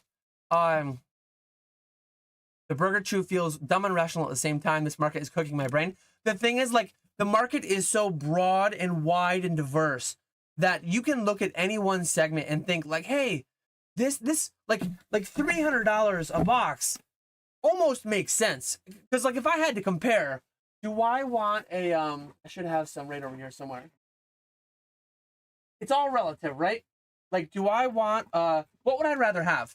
Would I rather have this mass-produced single in PSA 10 or open an entire booster packs of cards, get the entertainment, get the gamble, get all that stuff? I'm going to open this box relative to buying one of these in PSA 10. This in Black Label, like you can always point to something more irrational. Would I rather have a car? Would I rather have a sealed case of lots of different booster box sets? Or would I rather have one electric mouse holding a Big Mac and eating it for $21,000? One scary, dangerous thing is that you can rationalize almost anything in the Pokemon space, because you can say like it's less crazy than that. Like I'm buying a PSA 10 Gray Felt Hat Pikachu for $2,500 because it's only 1/8 of the price of a Black Label McDonald's Pikachu. So you can justify insanity with more insane things, which is always scary, because sometimes it isn't like, hey, this feels low compared to this, so this should go up. Sometimes they both need to come down a lot. But like, here's something in practice. 4 years ago in the boom, you could have looked at a PSA 9 base set unlimited Charizard, and you could have said, this is $6,000. That's a lot of money. But then you could have looked over and you could have said like, hey, Jungle First Edition Pikachu, PSA 10, you're $1,000? What do I want? Do I want 6 PSA 10 Jungle First Edition Pikachus? Or do I want one of like the king of the playground? Like Charizard was the undisputed king of the playground for like a few years there. Do you want the king of the playground in PSA 9, which some of those, like especially if it's a clean 9, that's even cheating. But like, do you want 6 Pikachus, 6 common cards from Jungle? Or do you want the chase card from base set unlimited, to be fair? But like, I wanted the Charizard 1,000 times over compared to the Pikachu in the Eevee. But me being in, I didn't know this. There are alternate realities where those cards like performed well and went higher somehow. But I was pretty confident they were both going to go down drastically. You could have made the error of saying like, hey, Charizard for 6, that's way better. I'm gonna buy this and I'm gonna do well. Well, you did better because that Charizard is only, maybe they're about the same. The Charizard went from 6 or 8,000 down to like 2,000 it is now, or whatever it is. And the Pikachu went from 1,000 down to under 100, back up to like 200-300 now. I don't know, but yeah, maybe both need to come down if you're looking at two crazy things. In 2020, 2021, there was a lot of instances where both needed to come down, and both did come down a lot. But who knows? Who knows? No, nobody knows. A lot of people say they know, but they don't know. Squeaks. Oh man, Squeaks is trying to get somebody to rip 300 loose packs of Fusion. I'll buy them. Let me tell you what I'll pay for them. So my buy list as of today, Fusion Strike is $9.39 a pack. That's 75%. If you sold me 300 in one fell swoop, I value that. I like getting that much in one go. Let me I would pay you 85%. So 85% of 1251 is $10.63 a pack. So if you're interested, no pressure, but I will pay above and beyond my hot buy list. I will pay you $3,189 for your 300 loose packs of Fusion, or you can open them. Maybe you hit the Gengar, maybe you black label it, maybe you sell it for 20 grand or something, or maybe you brick your life away and you end up with instead of taking $3,189 PayPal friends and family payout, you cover the shipping, put signature tracking on it, and it's fully insured on the way to my PO box. And I'll pay you out $3,189.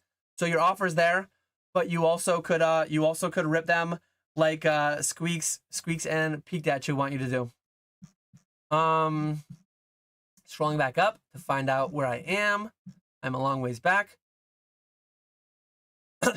Tony, King of the Ozone, says, I'm still leveraging on Pokemon, all in DGen style. I am not personally.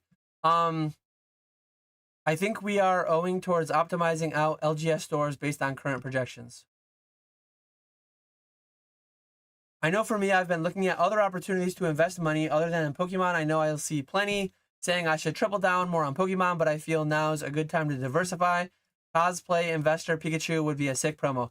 I would go heavy on Cosplay Investor Pikachu. 400 though lately. I'm telling you, I'm gonna make a video soon. I think 400. I've just bought that many. And I guess I only bought 200 of this to be fair, but for the sake of the video, I'll have to say 400 because like me and John, who Ern recently had, go check out Ern Collects. He had a nice car ride conversation with Radar, the gray felt hat partner. But I bought 400 of each of these in the past year. Done really well so far. I bought 400 of these. I need to find 400 of something else to buy. Unfortunately, Gengar Greg only has 300 loose packs of Fusion. I wish he had 400 because I would buy them all. 400 is my favorite number lately. Any base at Japanese fans in the chat?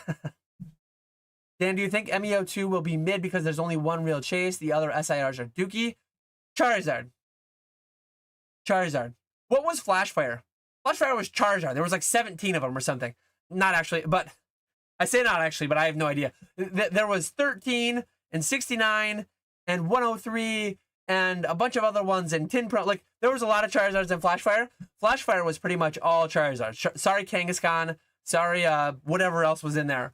But Flashfire did fine, being just Charizard. I think Phantasmal would be fine. Gengar's in there somewhere, I believe, as far as I understand. So, yeah, I don't know. I'm a bit behind in the stream, but approximately, I'm a bit behind in the chat too, so we're going to have a lot of lag from when you ask this to when you hear me answer it.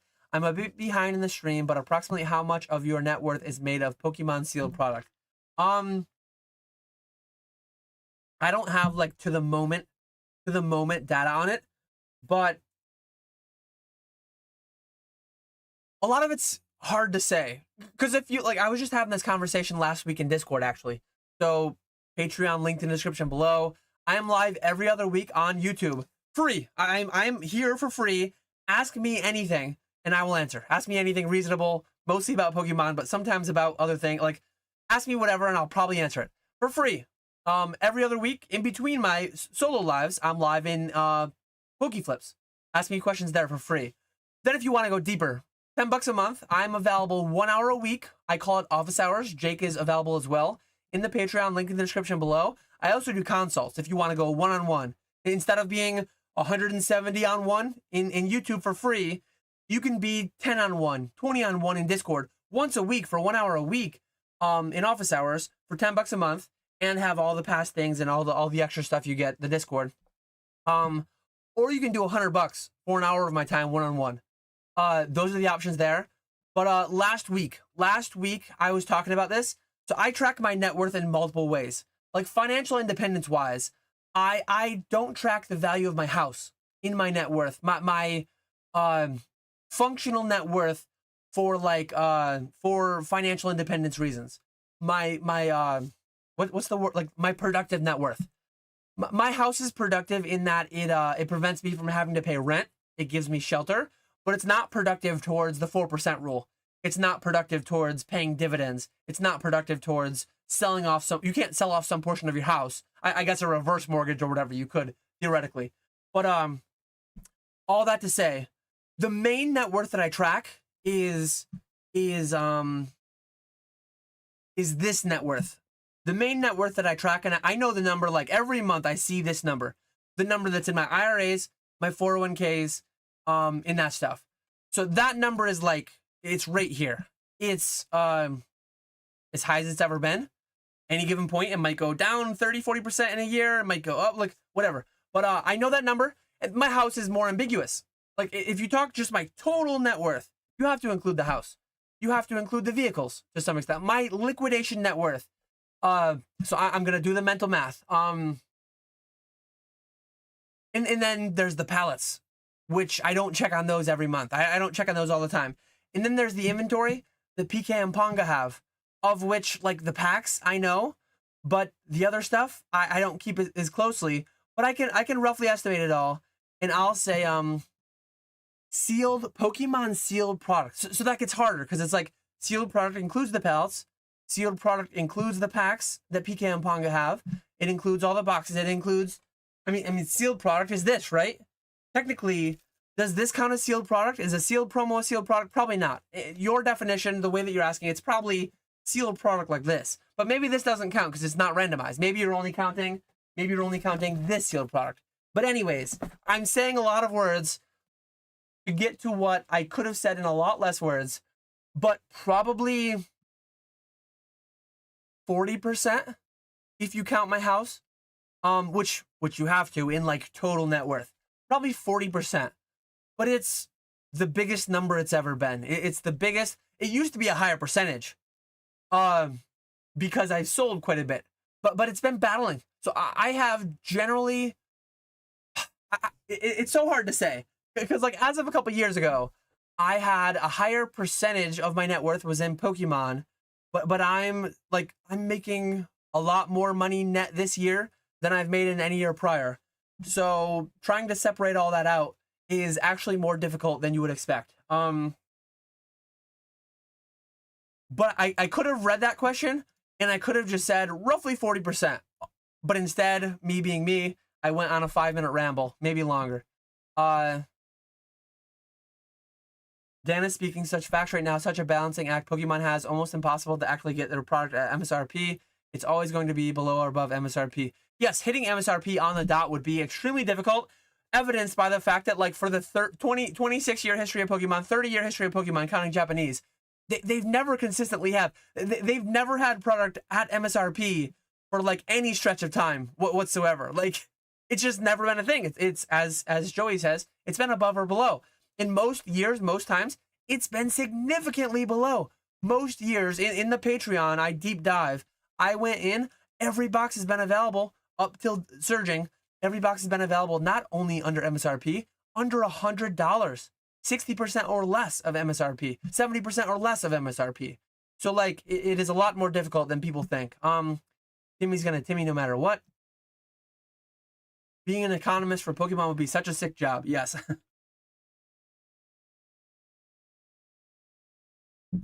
Do you think TPC is strategically printing booster boxes to a limit in total per set? Do I think that like there's a fixed amount of every, like, do I think that they only print 1 million of these for Destined, for Journey, for Mega Evolutions? No, I think it's, if I'm understanding this question correctly, do I think that like every set just gets 1 million or whatever the number is, they just get that amount? I don't think so. I think it ebbs and flows. I think when there's a Charizard in there, I think they're kind of smart. I think they kind of know, like, they probably generally print a little bit more. When Evolutions happen, Evolutions was printed quite a bit more than the sets around it. I'm quite confident. But I don't know, though. I don't know. I'm just guessing. What did they do that made Destined so different than the other recent releases? They put better Pokemon in it, I guess. Destined generally is pretty hyped for, like, the Team Rocket theme and having Mewtwo and having Ho-Oh and having like the other things that I have. Like it's just a solid set, I think. Willy Pokemon Hedge Fund when? I'll start drawing up the paperwork now. This just in, hobby millionaire might have regrets. Oh no, what are my regrets? I missed this when it was first posted, so I don't know what it's referencing. Someone get them red lights on. Tell Dan how wrong he was about Destined Rivals. This is actually a video that I might make sometime soon. The best part about Pokemon is it's not just cards. This is a very underrated comment. Invest in this comment right now because it would blow your mind. People throw around left, right, and center. People throw around Pokemon highest grossing media franchise of all time. I'll put it on screen if I can find it really quickly. I'll put it on screen if I can find it.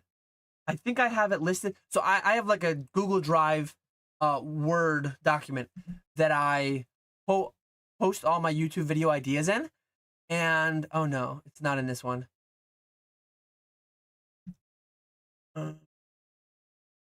But everyone just parrots the whole Pokemon is the #1 grossing media franchise of all time.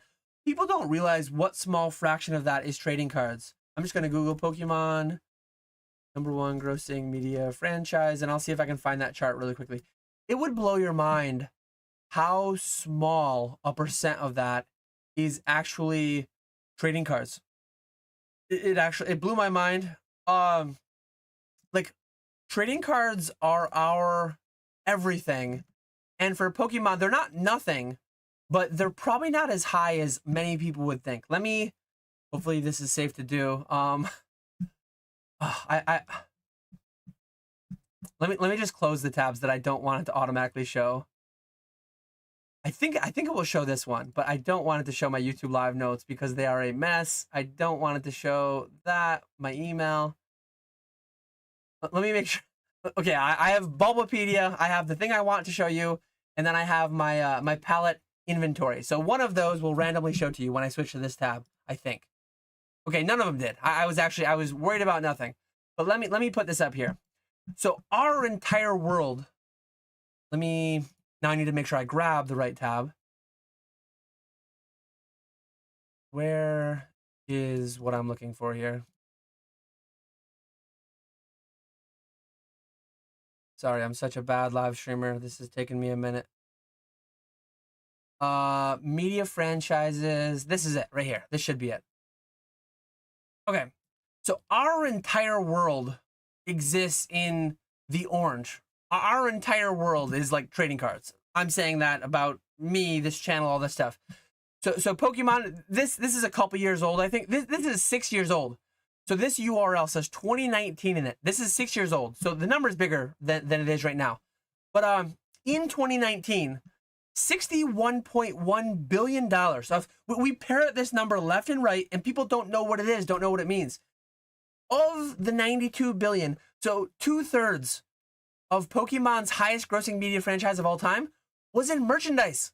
It was in these Quaxleys here above my shoulder. It was in pins, it was in playmats, it was in all those different things. Red, video games. Video games are only how does this work? 17 billion looks like. Video games are 17 billion of the 92 billion. Trading cards are only 10 billion. 12% roughly. 12% of like, so our 100% lives in that 12%. It's not even not just cards. It's significant. The vast majority of Pokemon is not cards. Video games dwarf cards alone. More than 50, 60, 70% more. And then merchandise dwarves that. That's probably like news to a lot of people. This is our entire world. And it is tiny. And that's why like the numbers being so small, if and when real money starts coming in, which has kind of been happening lately, Kevin O'Leary, and he's buying that sports card. I don't know if he's buying Pokemon or not, but if and when billions tried to come in, it just couldn't fit and things could get crazy. And to some extent, like some of that's happening. But yeah, I thought that was interesting. I might make a whole video on it at some point, just to kind of give like a frame of reference as to what's going on. But yeah, let me continue on, try to get caught up. Hype doesn't move the market after the set is out like this. I've been around for a while. Roaring Skies, like the playability of Shaman, the full art Shaman, the regular Shaman that was just dominating decks left and right. I don't play the TCG, but I'm aware that that was going on. Years ago, back when Roaring Skies came out, Roaring Skies went to be a $300, $300+ booster box very quickly because of like 1 or 2 cards, because of the hype around that deck, those cards. So hype definitely has and can move sets pretty crazy after while they're out, while they're fresh. And Roaring Skies, and I don't think Destined is going to do this the same way, but Roaring Skies was $350, whatever it peaked at, and then it tanked under 100 for years. Vivid Voltage was north of 200, $300, and it tanked under 100 for years. I don't think Destined will do that, but I think it will come down. And I'm not buying Destined. I'm not buying I'm buying it $7.58 $8 a pack for the live streams because I need it to have it to sell it for the live streams. But I'm not buying it in mass. I'm not buying Destined Rivals in mass at today's prices. I'm not buying Prismatic Evolutions in mass. Might I miss out? Absolutely. But like I'm gonna miss out with my 151. I'm gonna miss out with my Sword Shield cases. I'm gonna miss out with my Burger Chews that have tripled. Like I missed out. Did I miss out taking $8,000 off the table of Destined Rivals to buy 400 Big Mac and Chews at 20 bucks a piece? If that's missing out, I hope I eternally miss out on everything in the future.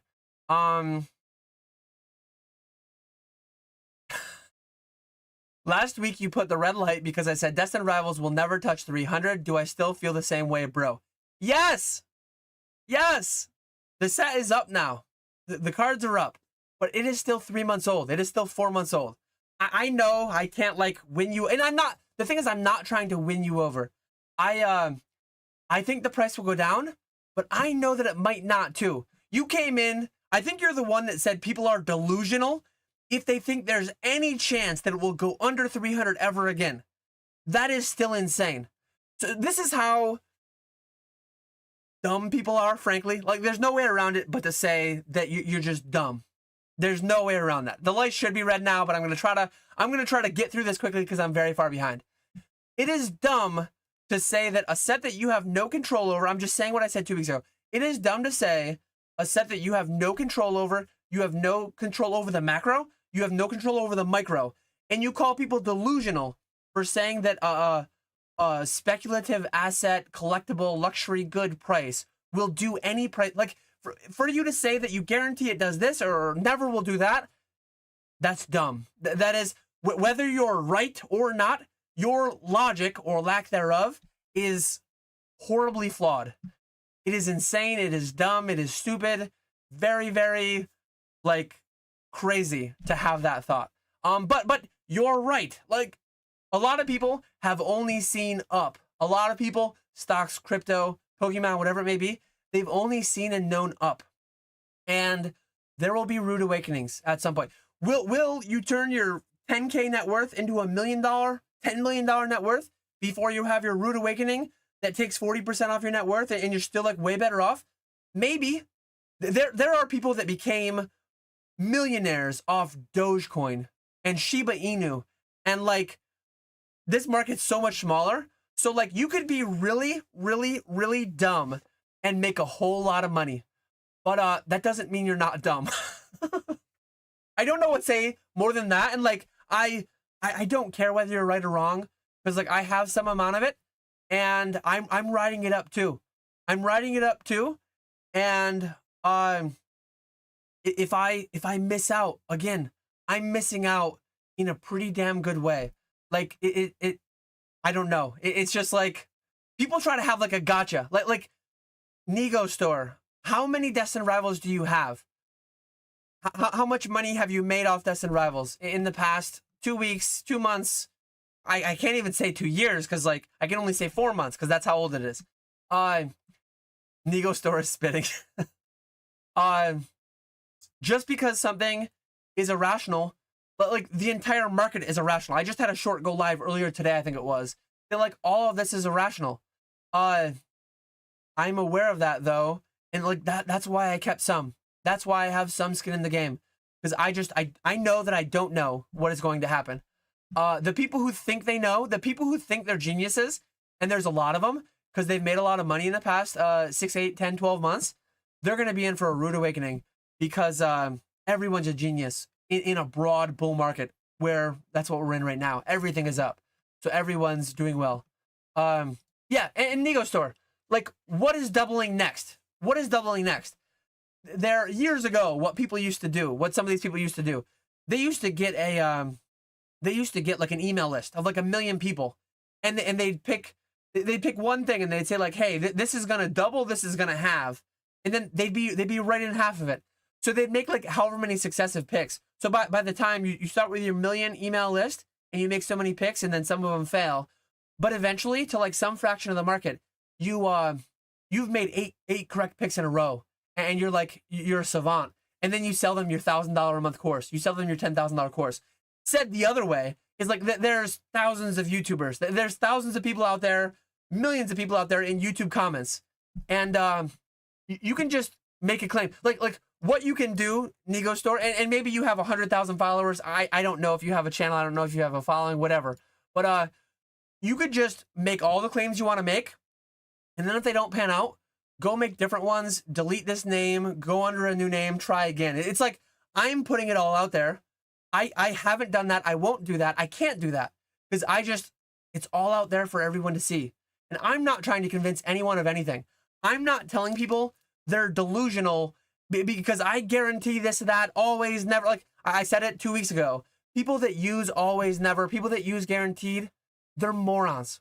They're morons. If you think people are delusional because they think that the thing that you have no control over will go under double MSRP, you're a moron. I can't say it more plainly, more clearly than that. You've been right in that the price has gone up since, but you're dumb if you truly believe that. I can't, like, the light should have been red. I apologize, but I'm assuming people tell me it's engagement bait, it's rage bait. That's like that's the hot thing in this TikTok brain world we live in. But just because you're being dumb doesn't mean you'll lose money. There are people that are dumb every day that go into a casino and they make a whole lot of money. People who play the Mega Millions for profit. People who play the Mega Millions as their retirement, fundamentally mathematically dumb. It is a fundamentally mathematically dumb decision. And frankly, gambling on Destined Rivals at $300 a box is a better investment, I think, than buying into the Mega Millions. But that's if they think it's like a good investment. That's if they think they're guaranteed to make money or whatever over time. But some of them still win. Some of them turn into billionaires. I'm never going to turn into a billionaire because I just I don't do those levels of risk. I don't do those dumb things that eventually like turn out right. I don't know.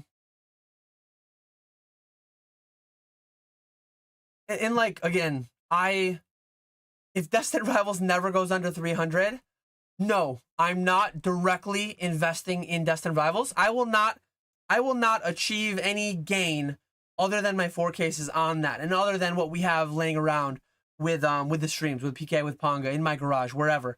I won't directly have much of that.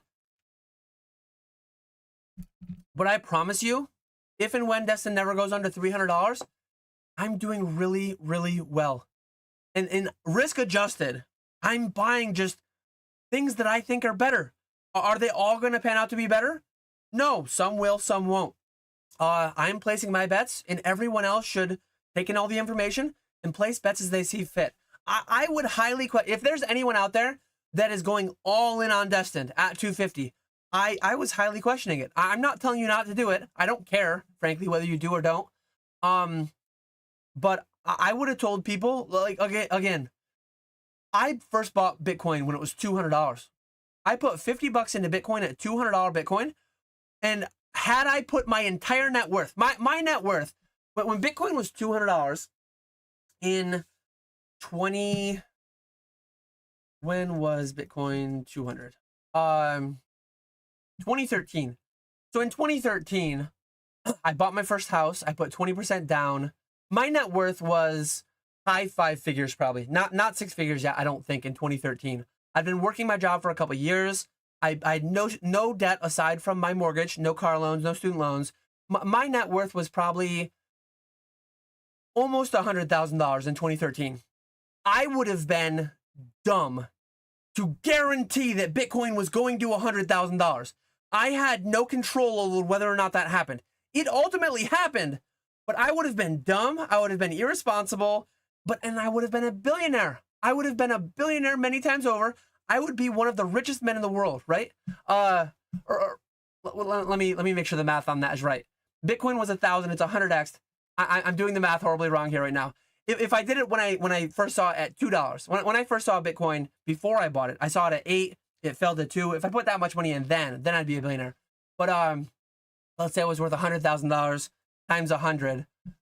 My math is failing me right now. That's a lot of zeros. $10 million. I'd have a $10 million net worth right now, solely on my Bitcoin, having done nothing in the meantime. But that would have been dumb, irresponsible. That would have been outside the scope of like my allowable risk tolerance. I could have failed. I would have had a single potential point of failure. And cash flow liquidity wise in the meantime, like I probably would have gone bankrupt, even though Bitcoin went 100x in that time frame. I probably would have. I couldn't have just bought it and retired on it, right? Because it's $10 million today, but I had to live between now and then. So hopefully that makes sense. Deuce22X says, this guy's just rambling at this point. If you bought $50, you should have bought $500. 10 mil. I'm always just rambling. So welcome to the channel, Deuce22. If you're enjoying what you're hearing, if you're enjoying the rambling, feel free to like and subscribe. If you're not, that's not surprising. You're probably in the vast majority of people that don't. But it feels like you're new to the channel because I'm always just rambling. That's what this channel is, for better or for worse. But yeah, let me scroll up. Again, I hope that demonstration makes sense. I hope people understand what I'm saying. Like I would have been right in that number go up a lot, but I would have been very wrong for my risk tolerance. I would have been very wrong as far as like I couldn't have just done that and lived off it in between now and then, because even though it's an amount I could live off 4% rule, but I would have to sell the Bitcoin for $10 million. I would have to put that into something productive. I would have to put that into equities that would spit off income. Let's see. Is Gengar not confirmed in Phantasmal Flames? I have no idea. I thought he was, but maybe not. They're never going to stop bots. Sneakers couldn't do it, and Nike, for example, put millions into trying to stop it and couldn't. They just adapt. I thought we heard there was no Gengar. I was like, I'm not a spoiler guy. I like to see the sets when they come out. I thought I heard recently that there was no Gengar SIR, but couldn't there be a Gengar that's not an SIR in there? I know that's not like that's not as good as there being an SIR, but I truly don't know. I try to avoid spoilers, but I'm way too deep into everything. Like they just assault me when I open Instagram, Discord, YouTube, wherever. What are your thoughts on comparing MSRP today versus inflation corrected MSRP of cards in the early 2000s? Do you think the PKC, the Pokemon company, will up their direct-to-consumer or distributor prices? I think they will if this continues, and I think they should if this continues. I sold Nick all my Destined Rivals. You need an asterisk if the price is negotiable. I never want to ask the spreadsheet for more, and Nick negotiates. Almost everything's negotiable. If you've got 20 or 30 packs, it's not negotiable. If you've got a lot of something, 300 is not a lot when we're talking about like the one of the newer sets. If you've got 1,000, now we can talk. If you've got numbers, people think that price goes down as volume goes up. Price goes up. I will pay more for more quantity. Like if I'm paying $8 a pack on any given set, and you've got 1,000, there's a decent shot I might. But if I'm paying $8 a pack and I have 10,000 packs being offered to me, no, I'm not going to pay $8.50 for your 1,000 packs. Like there are weeks that I was being assaulted with 20,000, 30,000, 50,000 packs being offered of some sets on my hot buy list. So like it always depends. It always depends. I've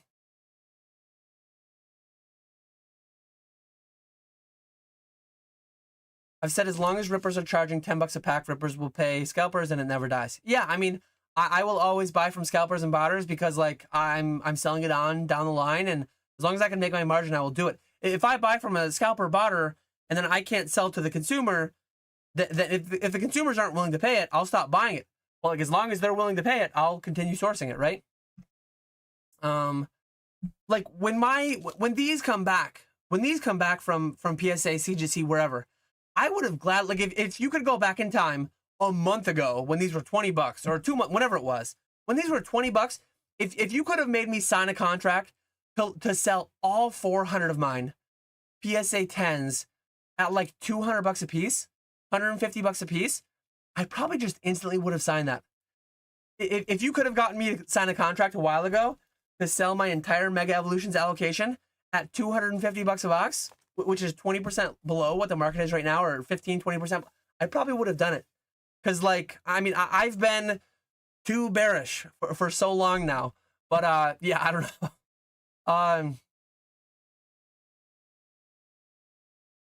No, people confidently will state everything.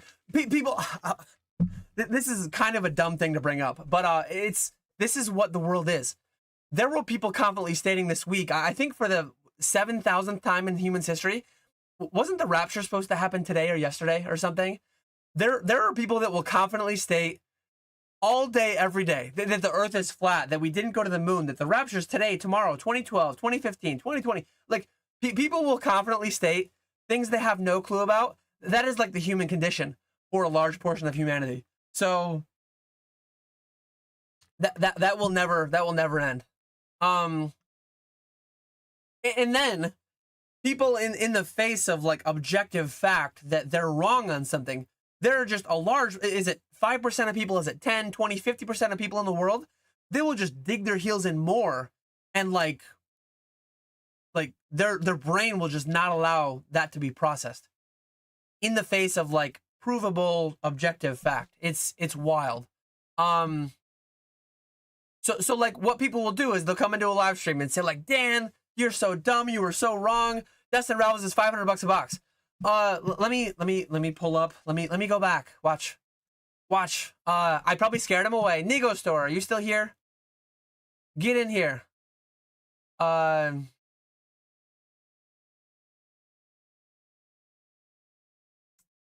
have a video. Right here.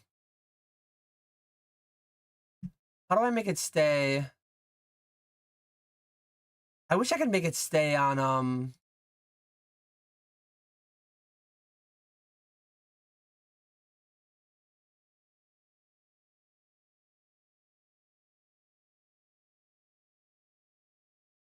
where's the...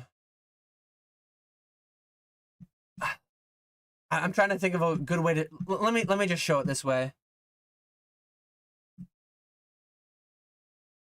Again, hopefully I don't show the wrong tab, but whatever, I might. Okay, I was ready to pull it down quickly. Which one are we on?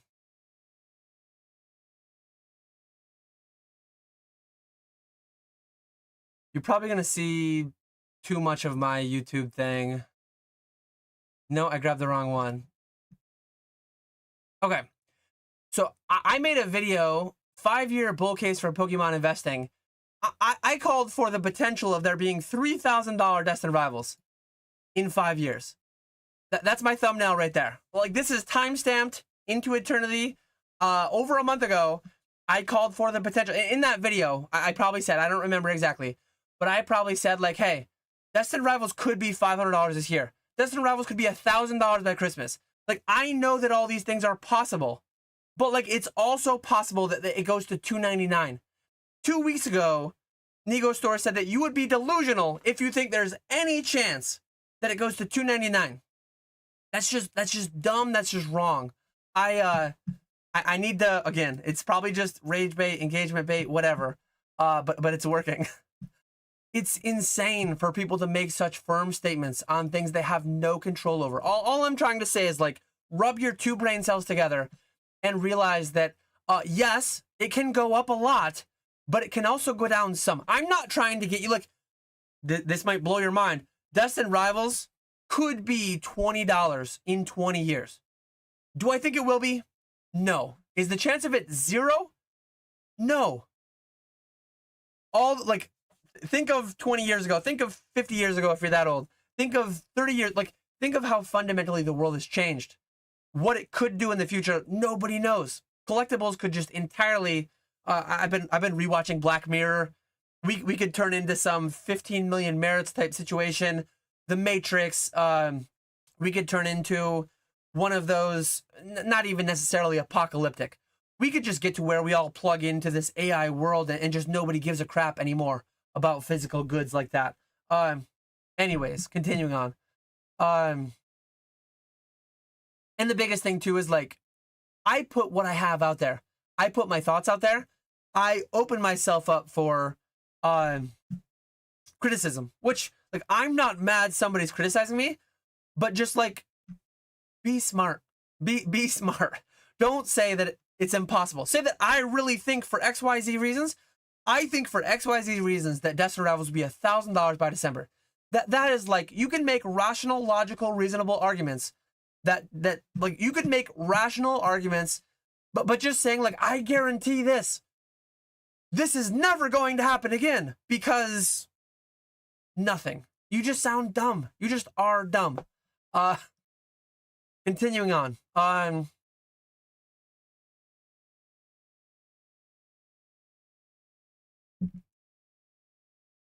Thoughts on investing in sealed booster boxes versus flipping them for more buying power as a vendor?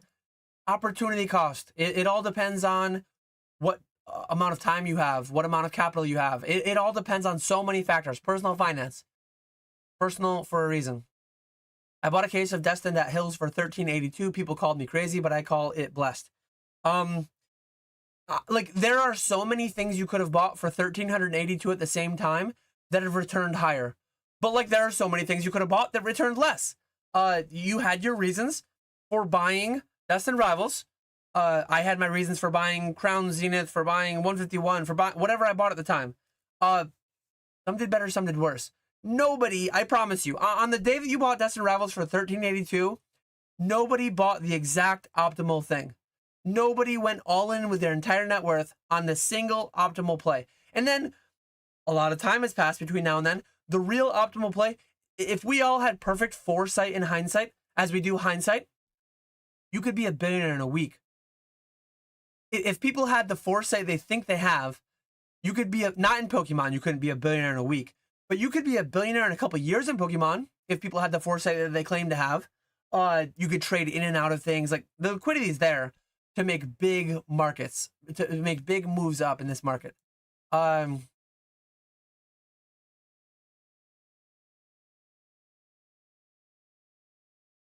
How about them Jets? I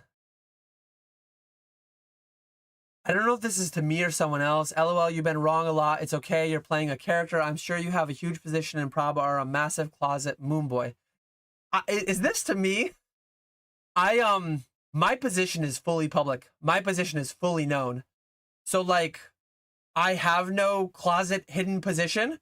If people ask me, the pallets are there publicly disclosed. The pack inventory. I've said recently I have 100,000 packs ish.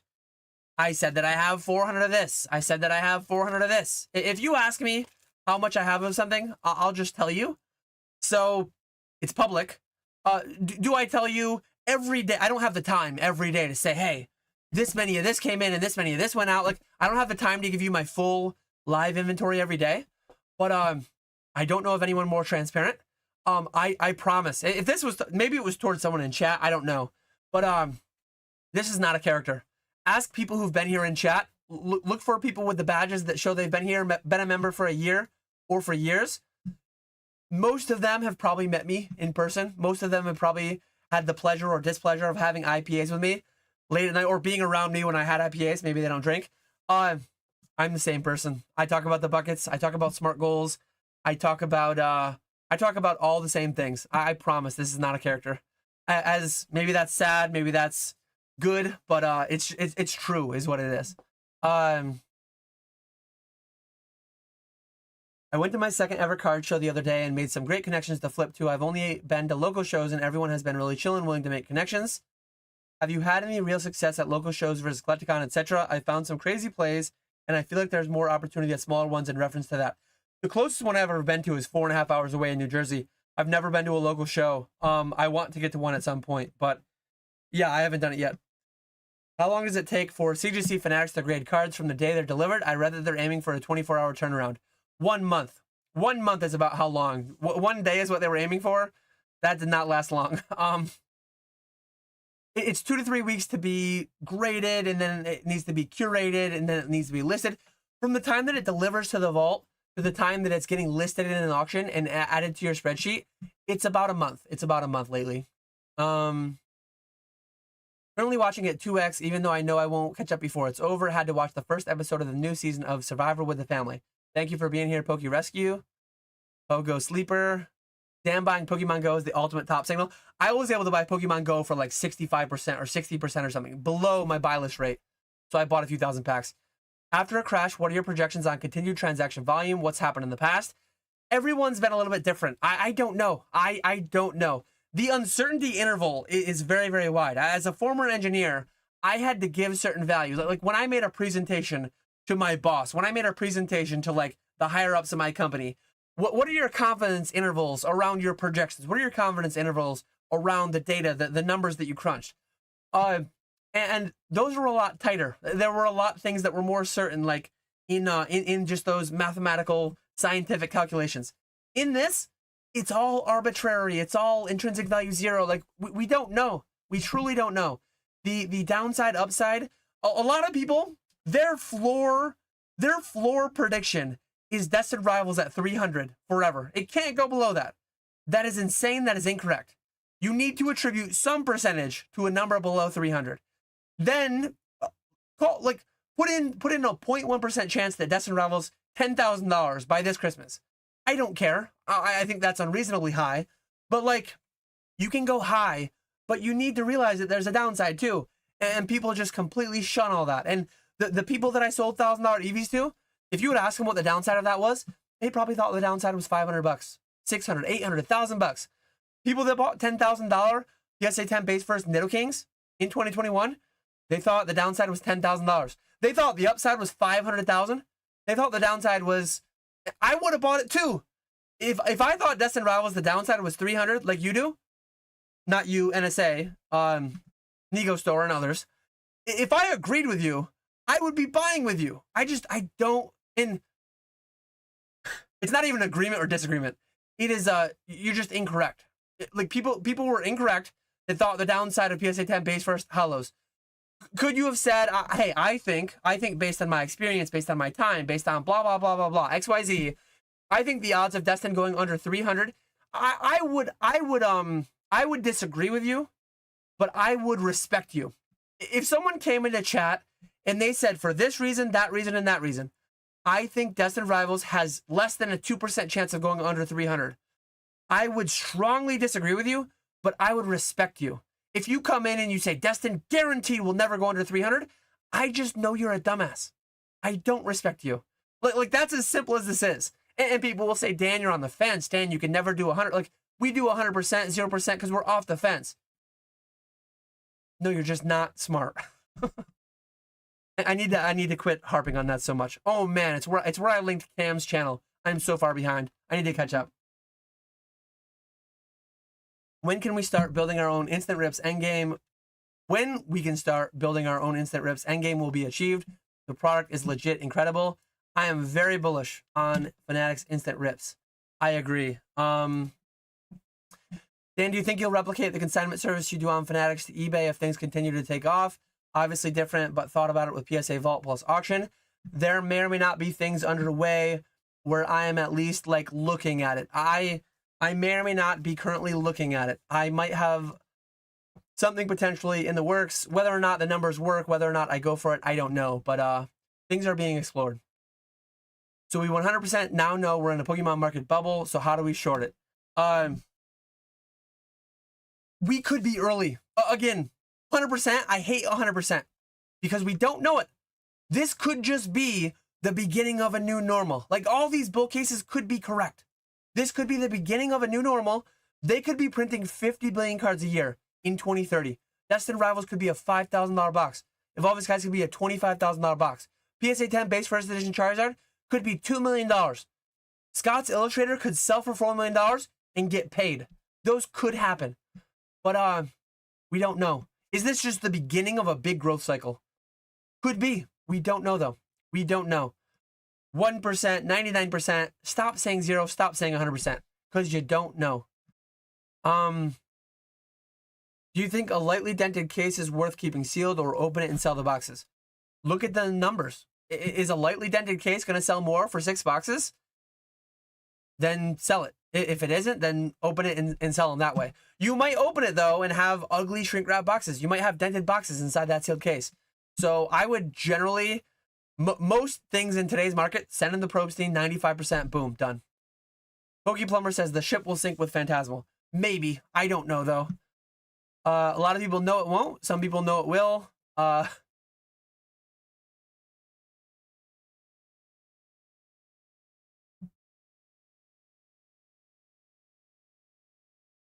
Big That True thinks Phantasmal will be 500 at release. I could see it being 500. I could also see it being 250. I would have a hard time seeing it being 150 or two, like under that. But it could be. It's all percentages, and I just don't know.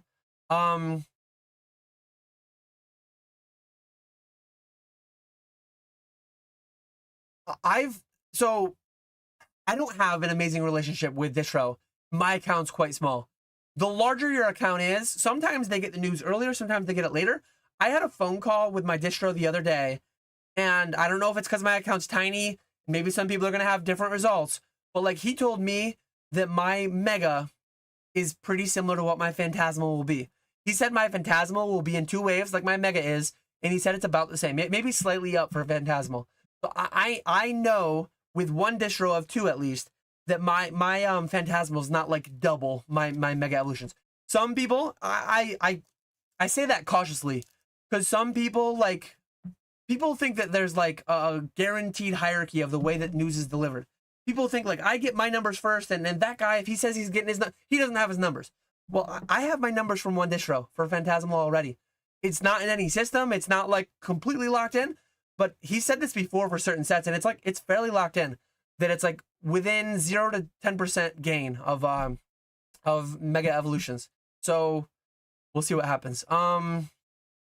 Prismatic IMO is going to be the best long-term hold, sealed primarily because of terrible hit rates and God Pack's chase.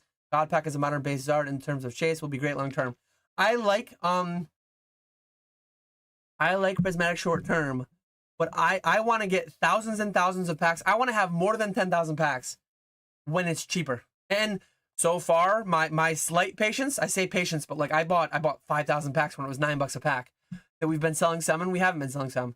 But I want to have 10 or 20,000 packs when it goes to $5 to $6, $7. If it goes to $5, $6, $7. If it goes to 4, I want to have 20, 25,000 packs. We'll see what happens though. A lot of people are guaranteeing this, that, and the other thing, and I don't know. If it goes up more, I'll sell it a little bit faster. If it goes down, I'll buy it a little faster, and we'll see what happens.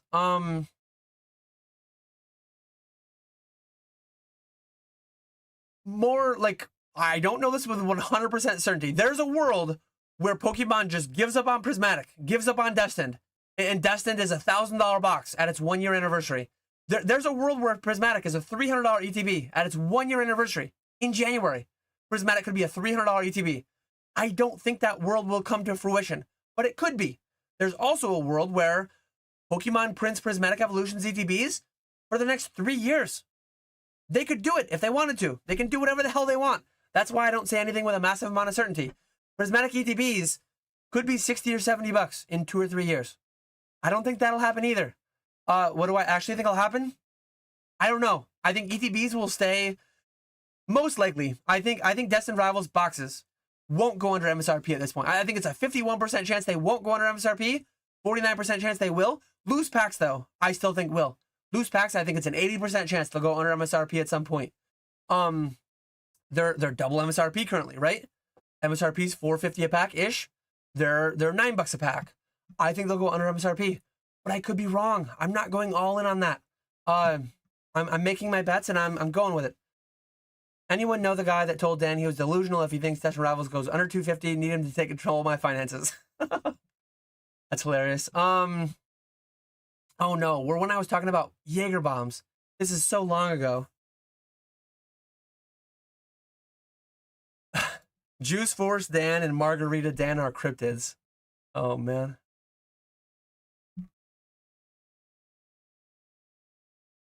I've heard rumors that PSA will increase prices to 30 each this week. Do you think this will cause raw card prices to decrease as more raw cards will be entering the market instead of grading? I don't know. I don't think they're going as high as 30. I think they're going up a few bucks a card. But yeah, I could make my guess, but like I don't know. I think raw card prices are gonna tend to go down a little bit in the short term, depending on the set. Some will go up, some will go down.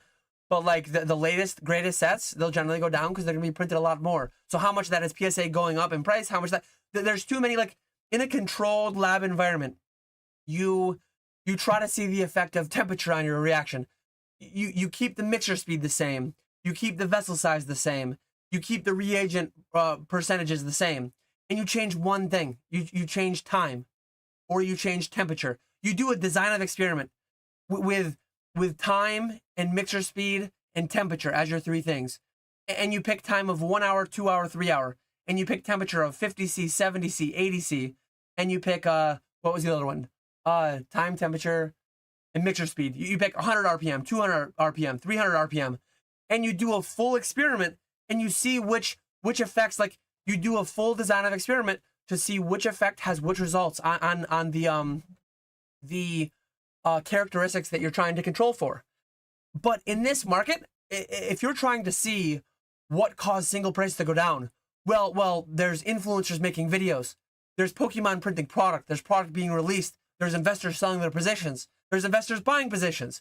So it's like there's 10,000 things happening every day to every product. You can't separate out what causes what exactly. And people go crazy for it.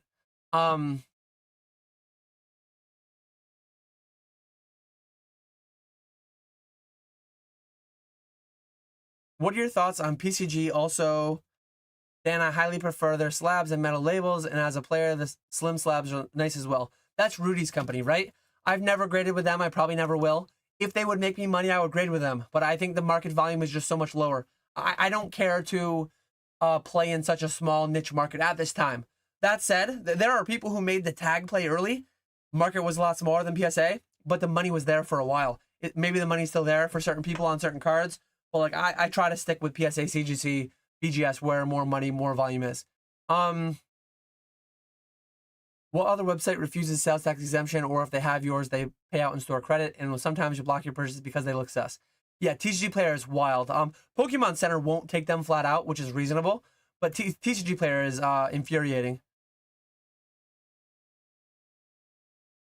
Email you a list of cards coming with tracking info to consign with your Fanatics auction. Yes. Feel free to email me a list, a photo, however you want to do it.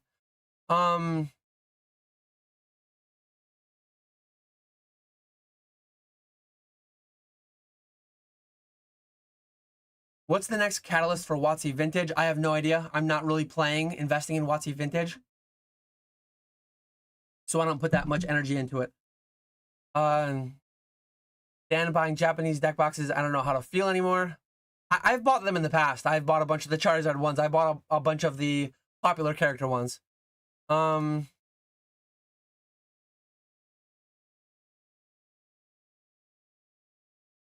I pulled 2 Toxicroak EX full art from a Flashfire booster box. I had regrets. Yeah, I opened cases. I like not like 20 cases, but I opened like 2 cases of Flashfire back in the day.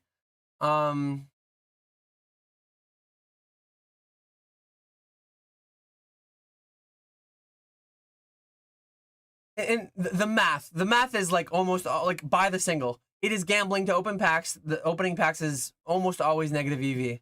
So it's almost always mathematically, but like it isn't all just about optimizing math. We want to have fun. We want to gamble, entertain ourselves a little bit. There's no like true answer when you bring in everything. Mathematically, objectively, over the long term, buying the single, buying the slab, not chasing, not ripping. The math is just there. Why didn't they print so much of Destined Rivals if the cards are so good then? They printed exactly as much as they printed. I don't know how much that is. to call that so much, not so much, like, it's all arbitrary, right? It's weird to say, why didn't they print so much? They printed exactly what they printed. I don't know that number, unfortunately. I wish I did. But I have no control over it. I have no knowledge of it. Investing in Astro, like you said last week, instead of Destined Rivals was a big fumble. Your brain is not functioning properly. I said I wasn't investing in Astro, but like I would, if I had to choose between the two, I would choose Astro for XYZ. But I said, like, it might lose. It might. I'm not doing either, but it might lose. Investing in Destin when you were doing it was dumb. Why would you double when you could triple? That's dumb. Nego Store, you're dumb. You didn't buy McDonald's Pikachus, which went from 20 to 60. I could get a black label and make $21,000. I could 1,000x my money. You're doubling your money? You're 10xing your money? That's dumb. 1,000x. What are we talking about? Come on. Think. Why 2x when you can 1,000x? Dumb. That was probably said 45 minutes ago. I'm trying to catch up. I'm so far behind. What did I miss? Radar was here. Probably not still here anymore. I'm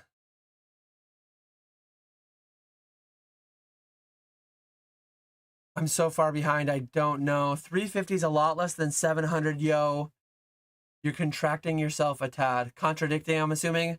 I don't know what this was. What this was about.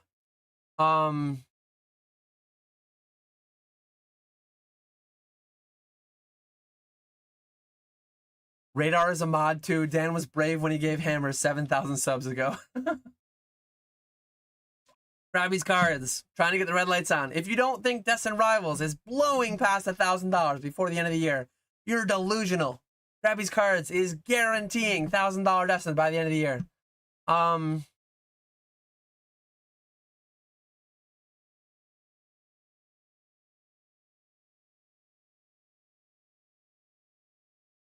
Mega Evo Mart says, Dan just called the viewer dumb. He's going to get canceled and lose 2 viewers.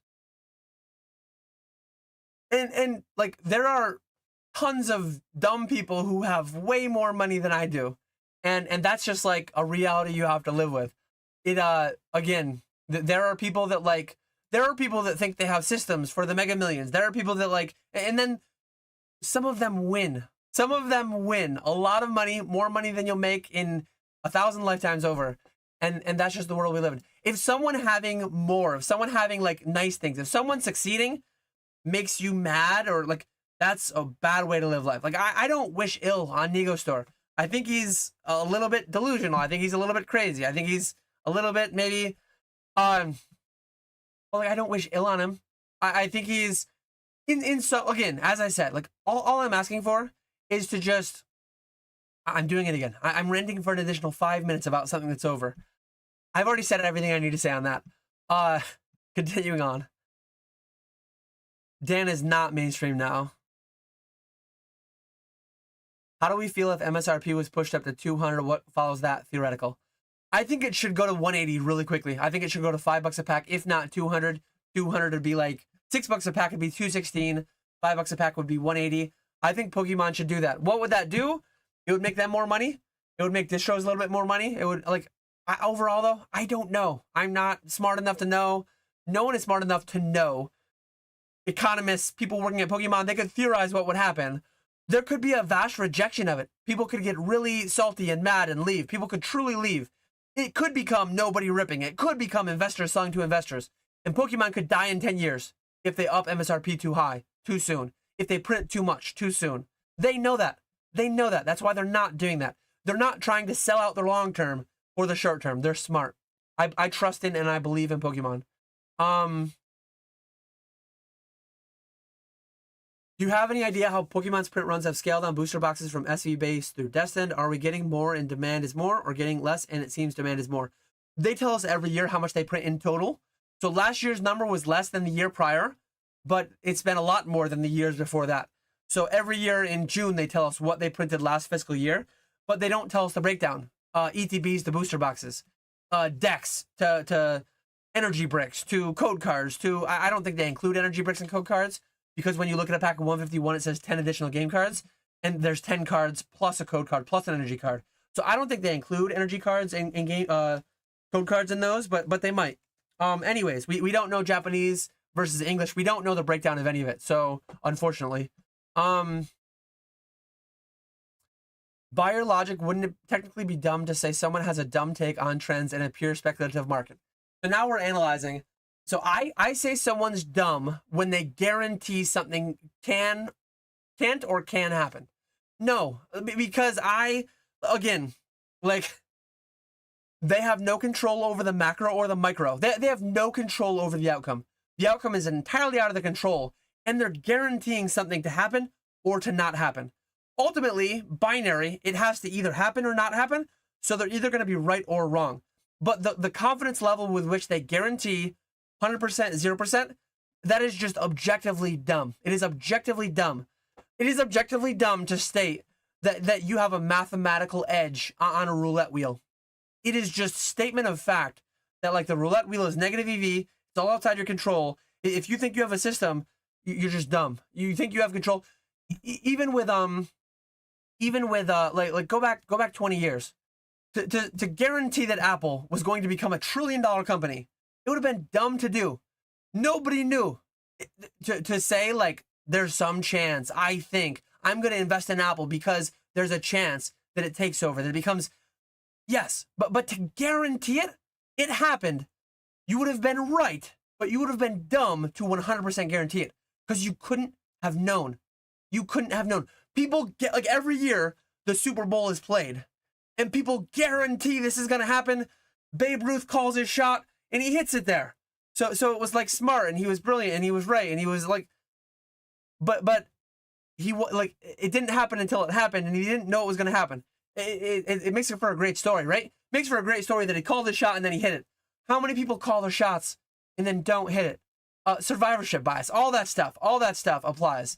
So, like, it is objectively dumb to guarantee anything that you have no control over. You can make your case for why there's a high likelihood, why you think there's a high likelihood something will happen, but it's just factually incorrect to guarantee it. Right? I hope that makes sense. I don't know. Tom B said yes, he fell for it. I'm falling for all the engagement bait, all the rage bait. I'm trying to get caught up, and I'm falling for way too much rage bait along the way. I'll say Destined Rivals has a chance of hitting 161 when you say it has a chance of hitting 1,000 by end of year. I have said that. It does have a chance. It has a chance of hitting $1,000 by the end of the year. Yes. Okay, done.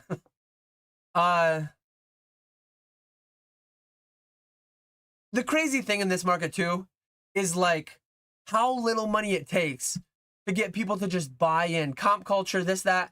Like, how little money it takes to get people to just agree this is the new price, so we're going to pay it. Like, if price fixing were going on at a large level, if there were stores talking to each other, if you took the 5 biggest stores on eBay and TCG Player, I don't know if this is happening. I'm not included in that call if it's happening. But if they all had a call and they said, like, hey guys, let's all deploy $250,000 each to getting this to be $400 a box at release, it would happen. They would do it. If they said they wanted it with 4 or 5 players with a couple $100,000 each, and I promise you they have it. If they all agreed together, this would be illegal. Please don't do this. I'm not calling for this to happen. But the market is so, like, hype crazy stonking that if all the biggest sellers agreed together to make this $500 at least, I'm pretty confident it would just happen. It would happen because people just follow along. People are just following along. Like, if somebody, if Rudy, if whoever just deployed $1 million, one individual, a couple individuals could probably make Destined Rivals 1,000 by the end of the year. It would probably only take $500,000, and then the box would be there.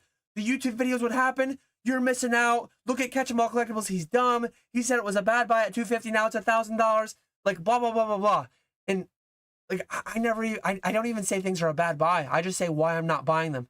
Why it's not a buy for me. That's all I say.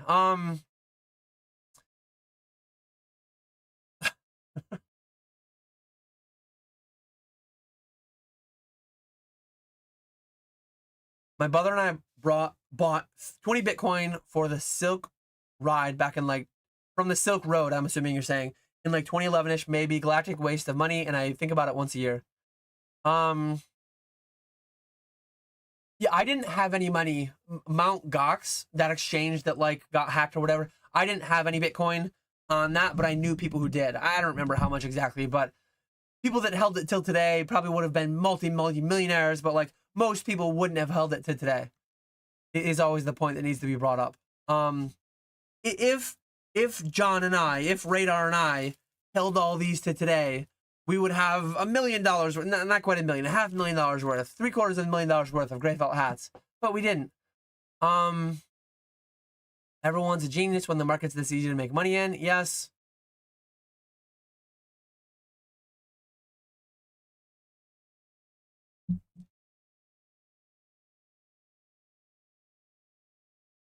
Does anyone agree that Phantasmal Flames might be a two-part Japanese set? Inferno X and the next Japanese set might make up the English set Flames. Yeah, I have no idea on that.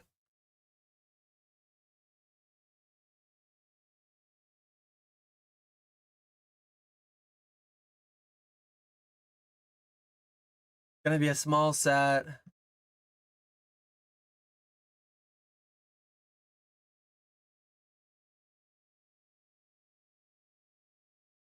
People thinking Phantasmal Flames is going to collapse because Gengar isn't possibly in the set. What are we even doing?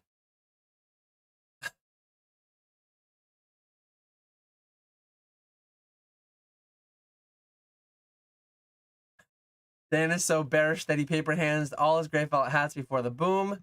I mean, that is true. I have two of them. So I have this one and I have the PSA 10 up there. That is all I have. I paper handed all the others.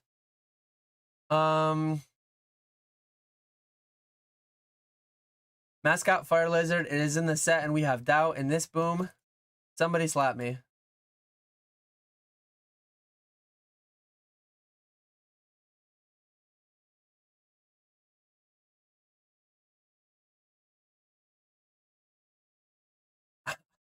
I only have one brain cell.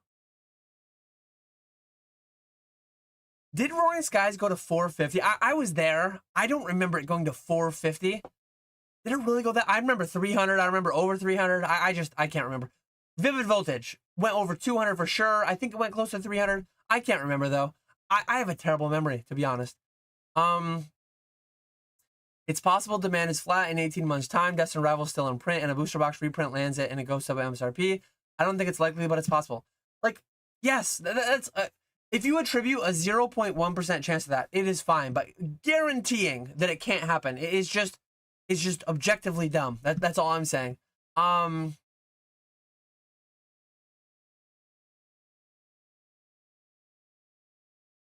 His emotional state seems to match how I felt lately, and I'm here for it.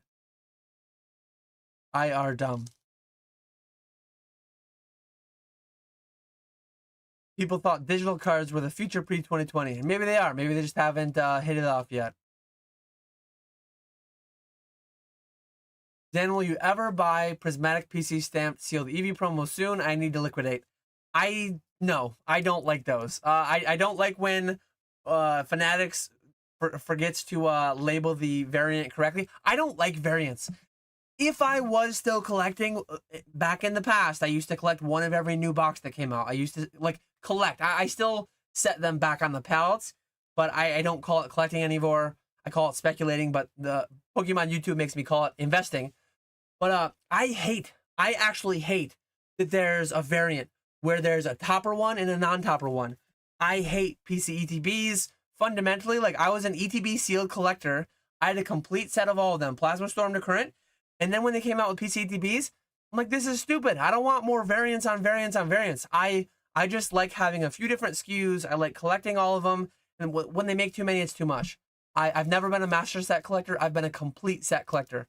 All these different staff, Pokemon Center. I'm not a stamp guy, except for first edition stamp, because like I just don't like Unlimited as much. I'm glad they don't do first edition anymore. That's probably like fairly ironic, fairly like conflicting. But when first edition existed, I had to have first edition when it existed. I don't like Unlimited, but I'd rather not have first edition and Unlimited. And I'm glad we don't. How I'm about to log into the alt account and just start calling out Dan for his responses.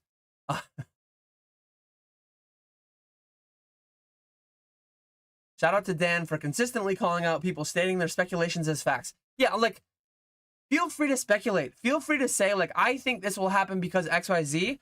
I think it's like a good practice. And I've probably misspoken. I've talked for thousands of hours on videos and live streams and all this stuff. I've probably misspoke. I've probably used the wrong words here and there. I think it's important to just be accurate in what we're stating. I think people should have personal responsibility, blah, blah, blah, all that stuff. But a lot of people don't. A lot of people don't. And when you start guaranteeing things, when you start, you just allow people, you give people the in for the victimhood. And there will be no victims of me in the years to come. Whenever it happens, there will be no victims. Oh, they'll try to. People will try to say, oh, Dan cost me so much money because he said that people weren't delusional, that thought Destin would, like, there's a future world where Destin never goes under 300. Nego Store is right, and people are victims of me for having been too bearish, and then they copied me, and that's all just like absurd. That's all insane. I never tell people what to do. I tell people what I'm doing and why.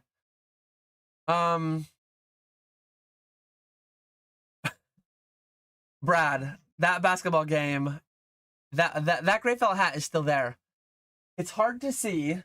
It's right up by the creepy dude. So there's the creepy UC guy. There's Empire's Dawn of the Modern World. There's Deus Ex, Conspiracy Theory. Two of my favorite games of all time, PC games. Deus Ex and Empire's Dawn of the Modern World. And then you have your signed gray felt hat right there. That one's PC forever. That one's never going anywhere.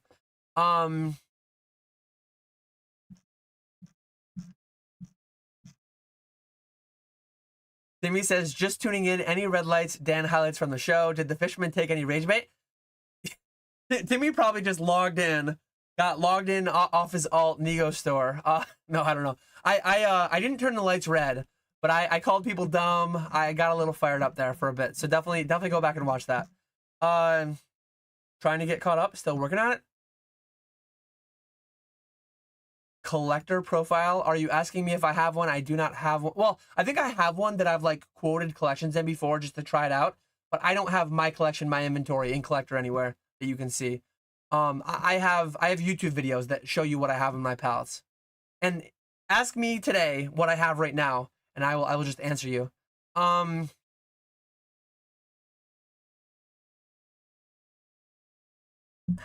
Who said not true?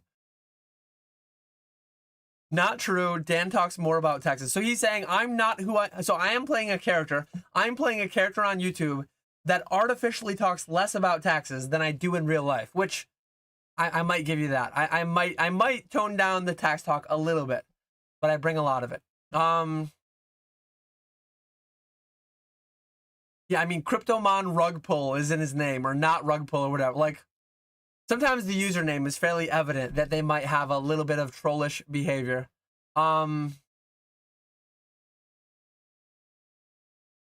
Yeah, red lights could have been on for sure. As a VGC player, I've always approached decision-making as a pie chart and attributing percent chances and thinking about the upside downside, so it works really similar to the buying, selling, investing of cards. Like thinking about it in a way, but like poker. Poker, you'll have your random one-off, you'll have your Chris Moneymaker winning the main event. You'll have your random, just sheer odds. You will have random people that outperform the veterans, that outperform the people making the plus EV bets, making the positive plays by the odds. But long term, like the odds, playing with the numbers, like pans out.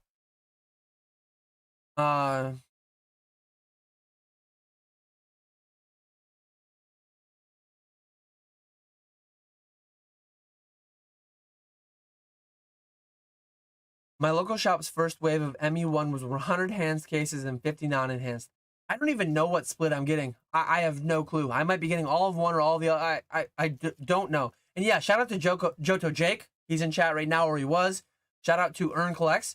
They're starting a podcast tomorrow, I believe. Looking forward to that. I'm a big fan of long form content from people that are like actively engaged in the space. Am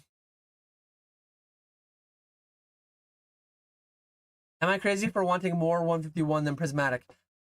even so, like when Prismatic and 151 were both 9 to 10 a pack, I wanted 151 really bad, significantly more.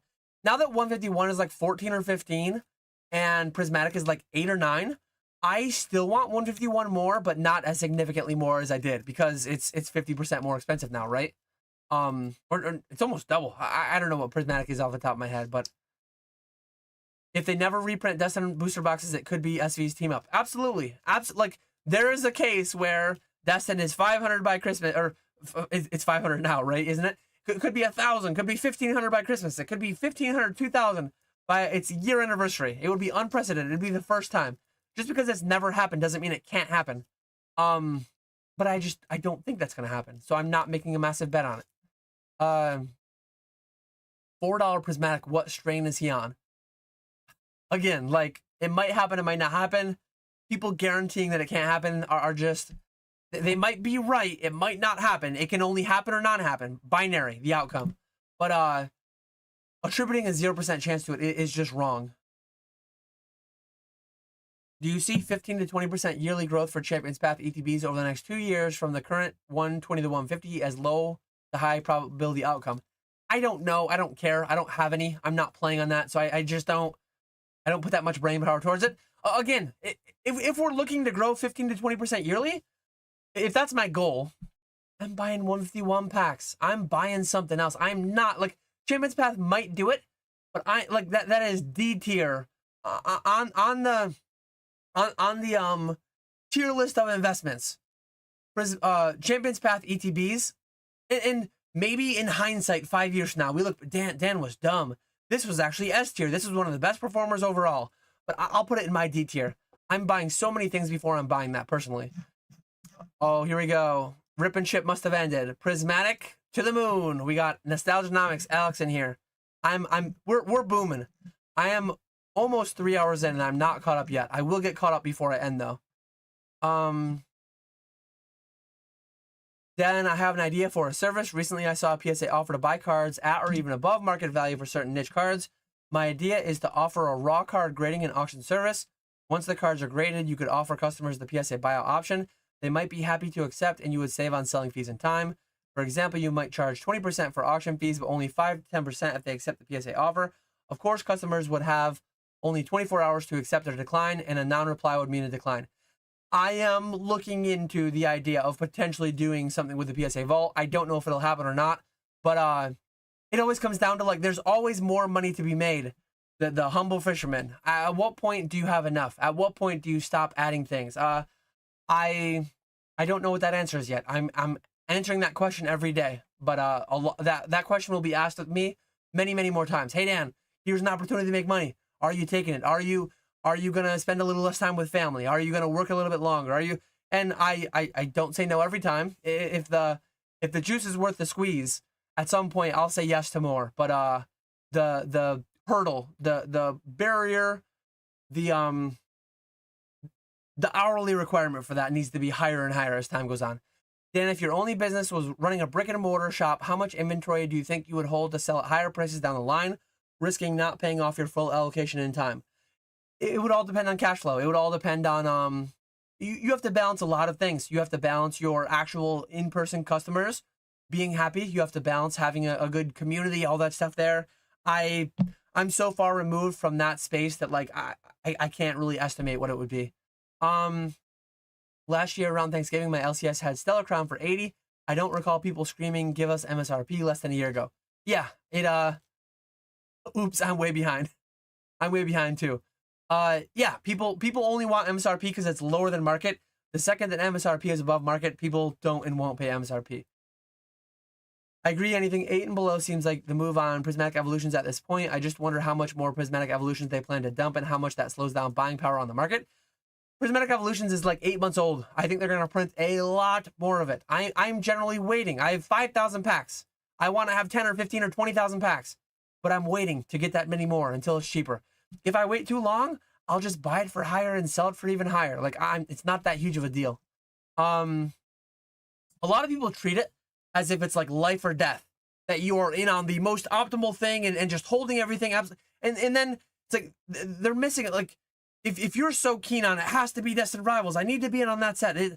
Okay, again, you're like you're missing a lot of other things that were better in shorter time frames. And what it all comes down to, like, what do you enjoy doing? What are your time frames? What's your cash flow? What's your time allocation that you can put on this?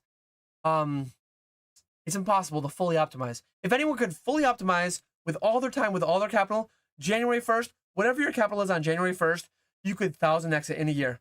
Well, and if it's $10, you could way more than 1,000x it. If it's $1 million, you'd have a hard time 1,000xing $1 million just because a billion's a big number in this small market. Relative.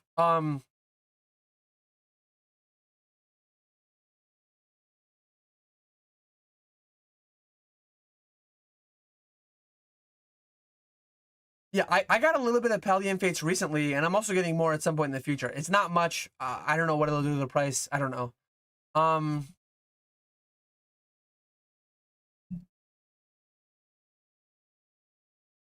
I think Walmart does do tax exemption, but I'm not positive. Sam's Club, BJ's, most of those, Costco, most of the wholesale places do.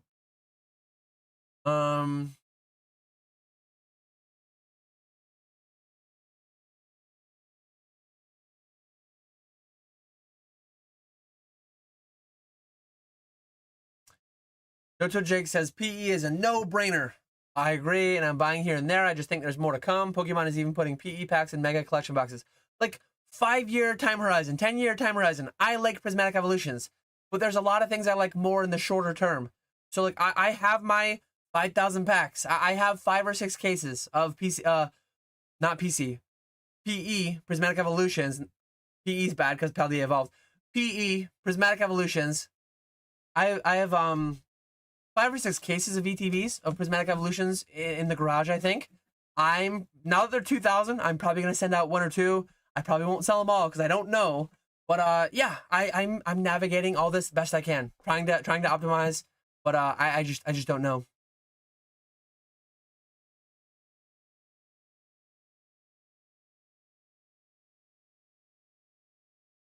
You can just sell McDonald's packs for $80 now. It's wild. Yeah, I think they're closer to 60 than 80. I don't know exactly though. Um,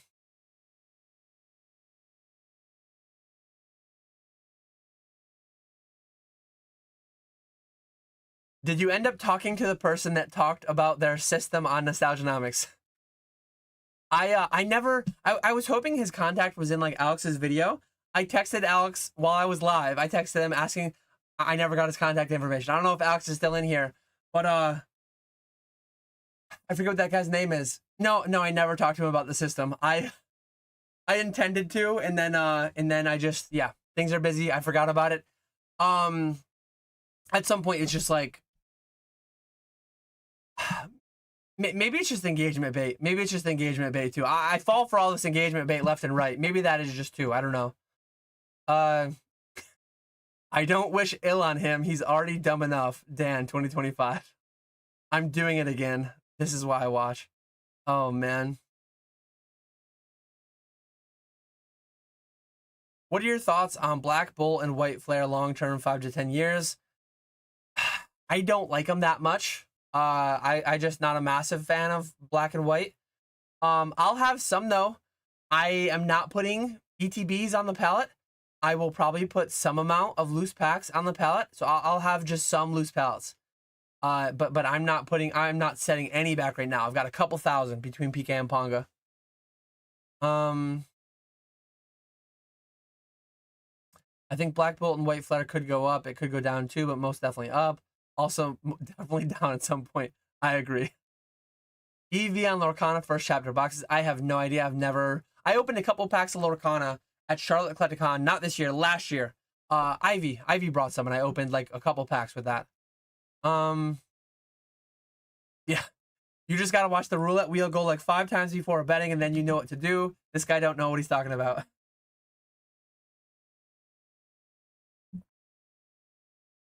Is this Dan traumatized by the word guarantee because Joe Namath guaranteed a Super Bowl before we were born and then cursed the Jets for the rest of his life? Yes, that is why. That is, I was hurt before I was born by the Joe Namath guarantee that sold out the Jets' future for the next 100 years, all of my lifetime. Mega Evo Mount solved it. What do you think of FPO Blastoise and Charizard cards? They're interesting, but not as interesting as the price tag would require for me to buy them. So I've never owned them, and I probably never will, except for if I bought them to flip them. That's the only way I would own them. I'm just not big on variance. I'm not big on variance. Do I still grade cards, or am I out of touch? I'm grading more cards than I've ever graded. I'm grading 500 plus cards a week consistently. I'm trying to grade 1,000 cards a week, but it's hard to. It's hard to without just completely being completely degenerate, sending 550 blind ARs to fanatics. But I'm doing that. I'm doing that. I'm grading. Yeah, I'm trying to grade between 500 and 1,000 cards every week. How are the Insta rips going? Just easy money for doing nothing. I think that's overly simplifying it. I think we're doing something, but they're going well. They're going well, I will say. My favorite PC game is Red Alert. That was when I shared my Deus Ex conspiracy theory and Empire's Dawn of the Modern World. What's your go-to product for speculating on 151? I bought a bunch of bundles at 75 a piece in August to hold. Loose packs. I'm buying mostly loose packs. If and when the premium goes down significantly on something, I'll buy them. But like space is an issue for me. Space is an issue.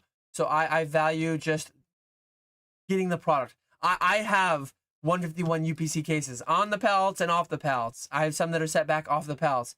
I have 151 ETBs on the pallets and off the pallets. Some that are set back. I'm slowly, as the premium gets more and more crazy, as I need and want more cash flow, I'm sending some on. At some point, I'll be down to just what I have in the pallets. I might sell some too soon, but like I'm happy with the gains that I got over the time.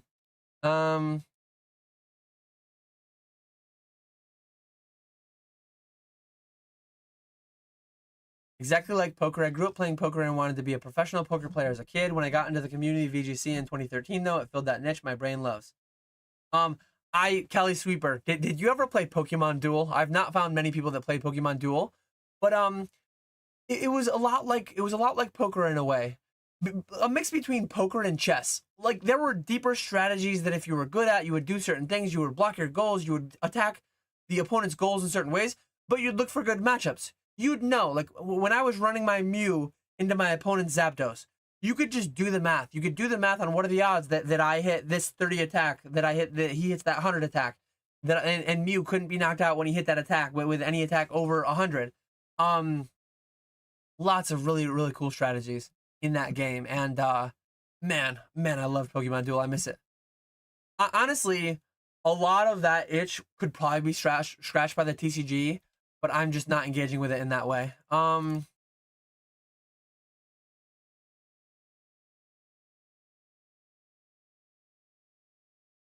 Driver Pedal says, do we need confirmation before mailing Fanatics consignments?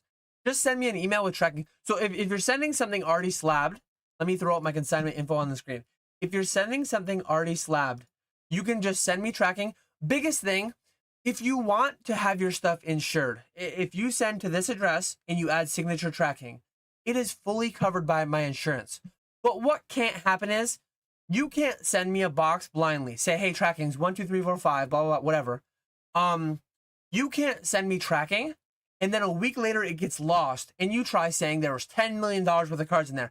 Dan, you said it's fully insured. It's only fully insured if you give me a value of what's in there, like roughly what cards are coming. So like there needs to be like obviously the insurance company is going to need documentation of like, hey, tracking is this, it was sent on this date, it was this much money in cards. It was these cards.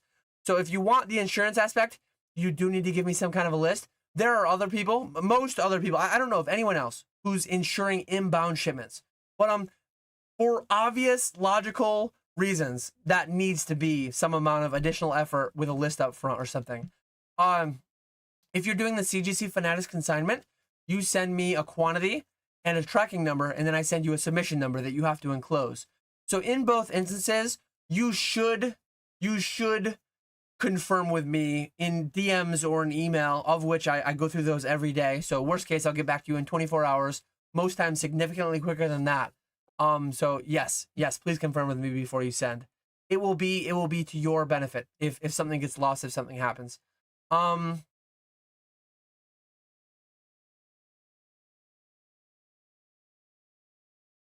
Dan, if part of the PSA deal is you have to publicly apologize to Nat for calling water a chemical, would you still do it? No.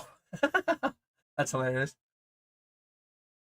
And you have to call yourself silly. I mean, I am silly. We're all a little silly. I can call myself silly, but I wouldn't apologize for objectively stating a fact that water is a chemical.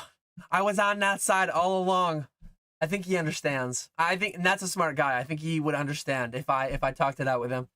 And we squashed the beef in DMs. I sent him a DM at some time in the days after that, and he said we're all good. He said we're all good. We squashed the beef.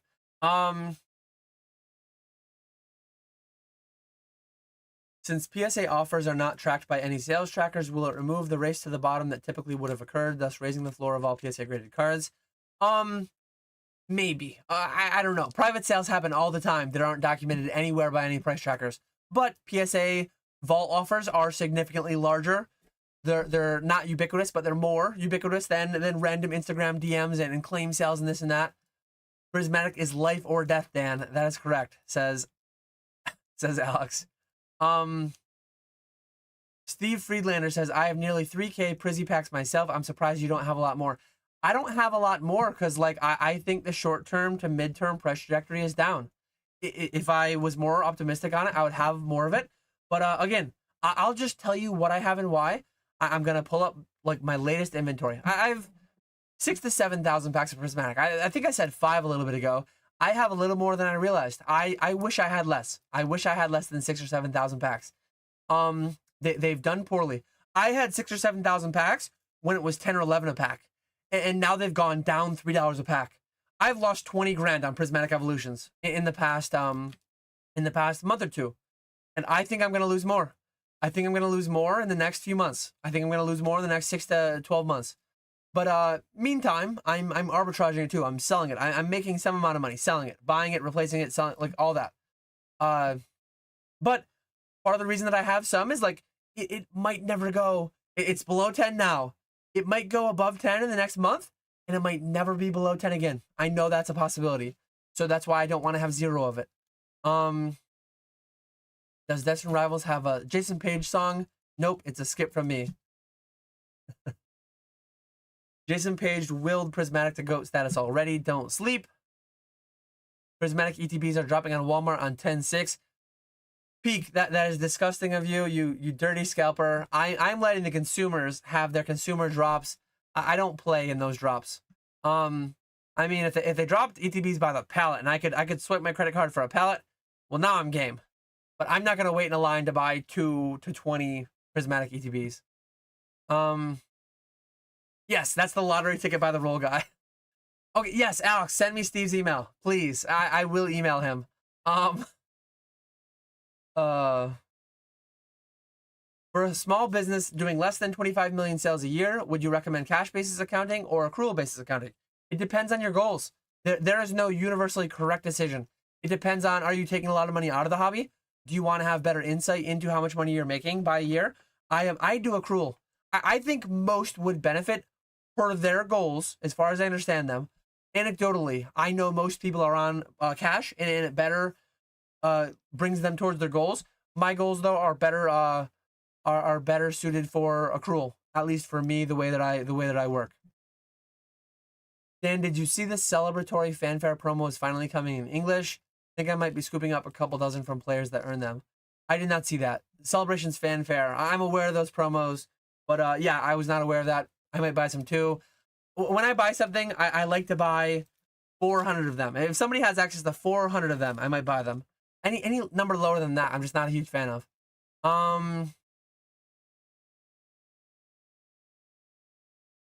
That Dan Joe Namath. Mega Evo Mart is a Jets fan as well. Dan, did you make money off the box of Japanese unsleeved art rares you were talking about in Charlotte? I lost, so per the public rates, which obviously I pay less than the public rates because I make some amount of money on them. So per the public rates, I lost almost $1,000. Per my rates, I lost money, but not a whole lot, to be honest. I should have lost more than I did. I have more plays that are almost as degenerate, maybe slightly more degenerate, that are TBD. I am grading common non-hollow, like non-hollow commons from like new sets. I'm grading. I'm grading the non-Pikachus. I graded 50 Quaxleys maybe. Maybe not that many. 30 Quaxleys. I'm grading a lot of like slightly degenerate stuff to see if I make money or lose money. Brady lost around 1K. He said it was because he wanted to feel something finally in this boom. I wanted to test something. And it made me feel something. Honestly, losing money on that play made me feel like this stuff's a little bit more real. If I made money, if I made $1,000 on that play, that would be scary. That would be like, okay, this is a horrific bubble. It is all ending tomorrow. The fact that I wanted to, I said it this way. The better analogy is that I wanted to pinch myself to make sure I wasn't dreaming. I pinched myself.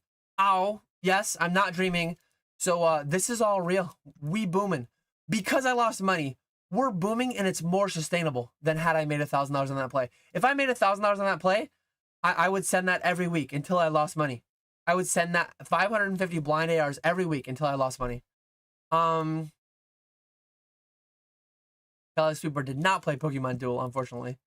I do not love when you ask me for a submission number and don't have tracking, but I have a few people who are doing it every time. Eventually, maybe they'll stop doing it, but I'm never giving the sub number without tracking.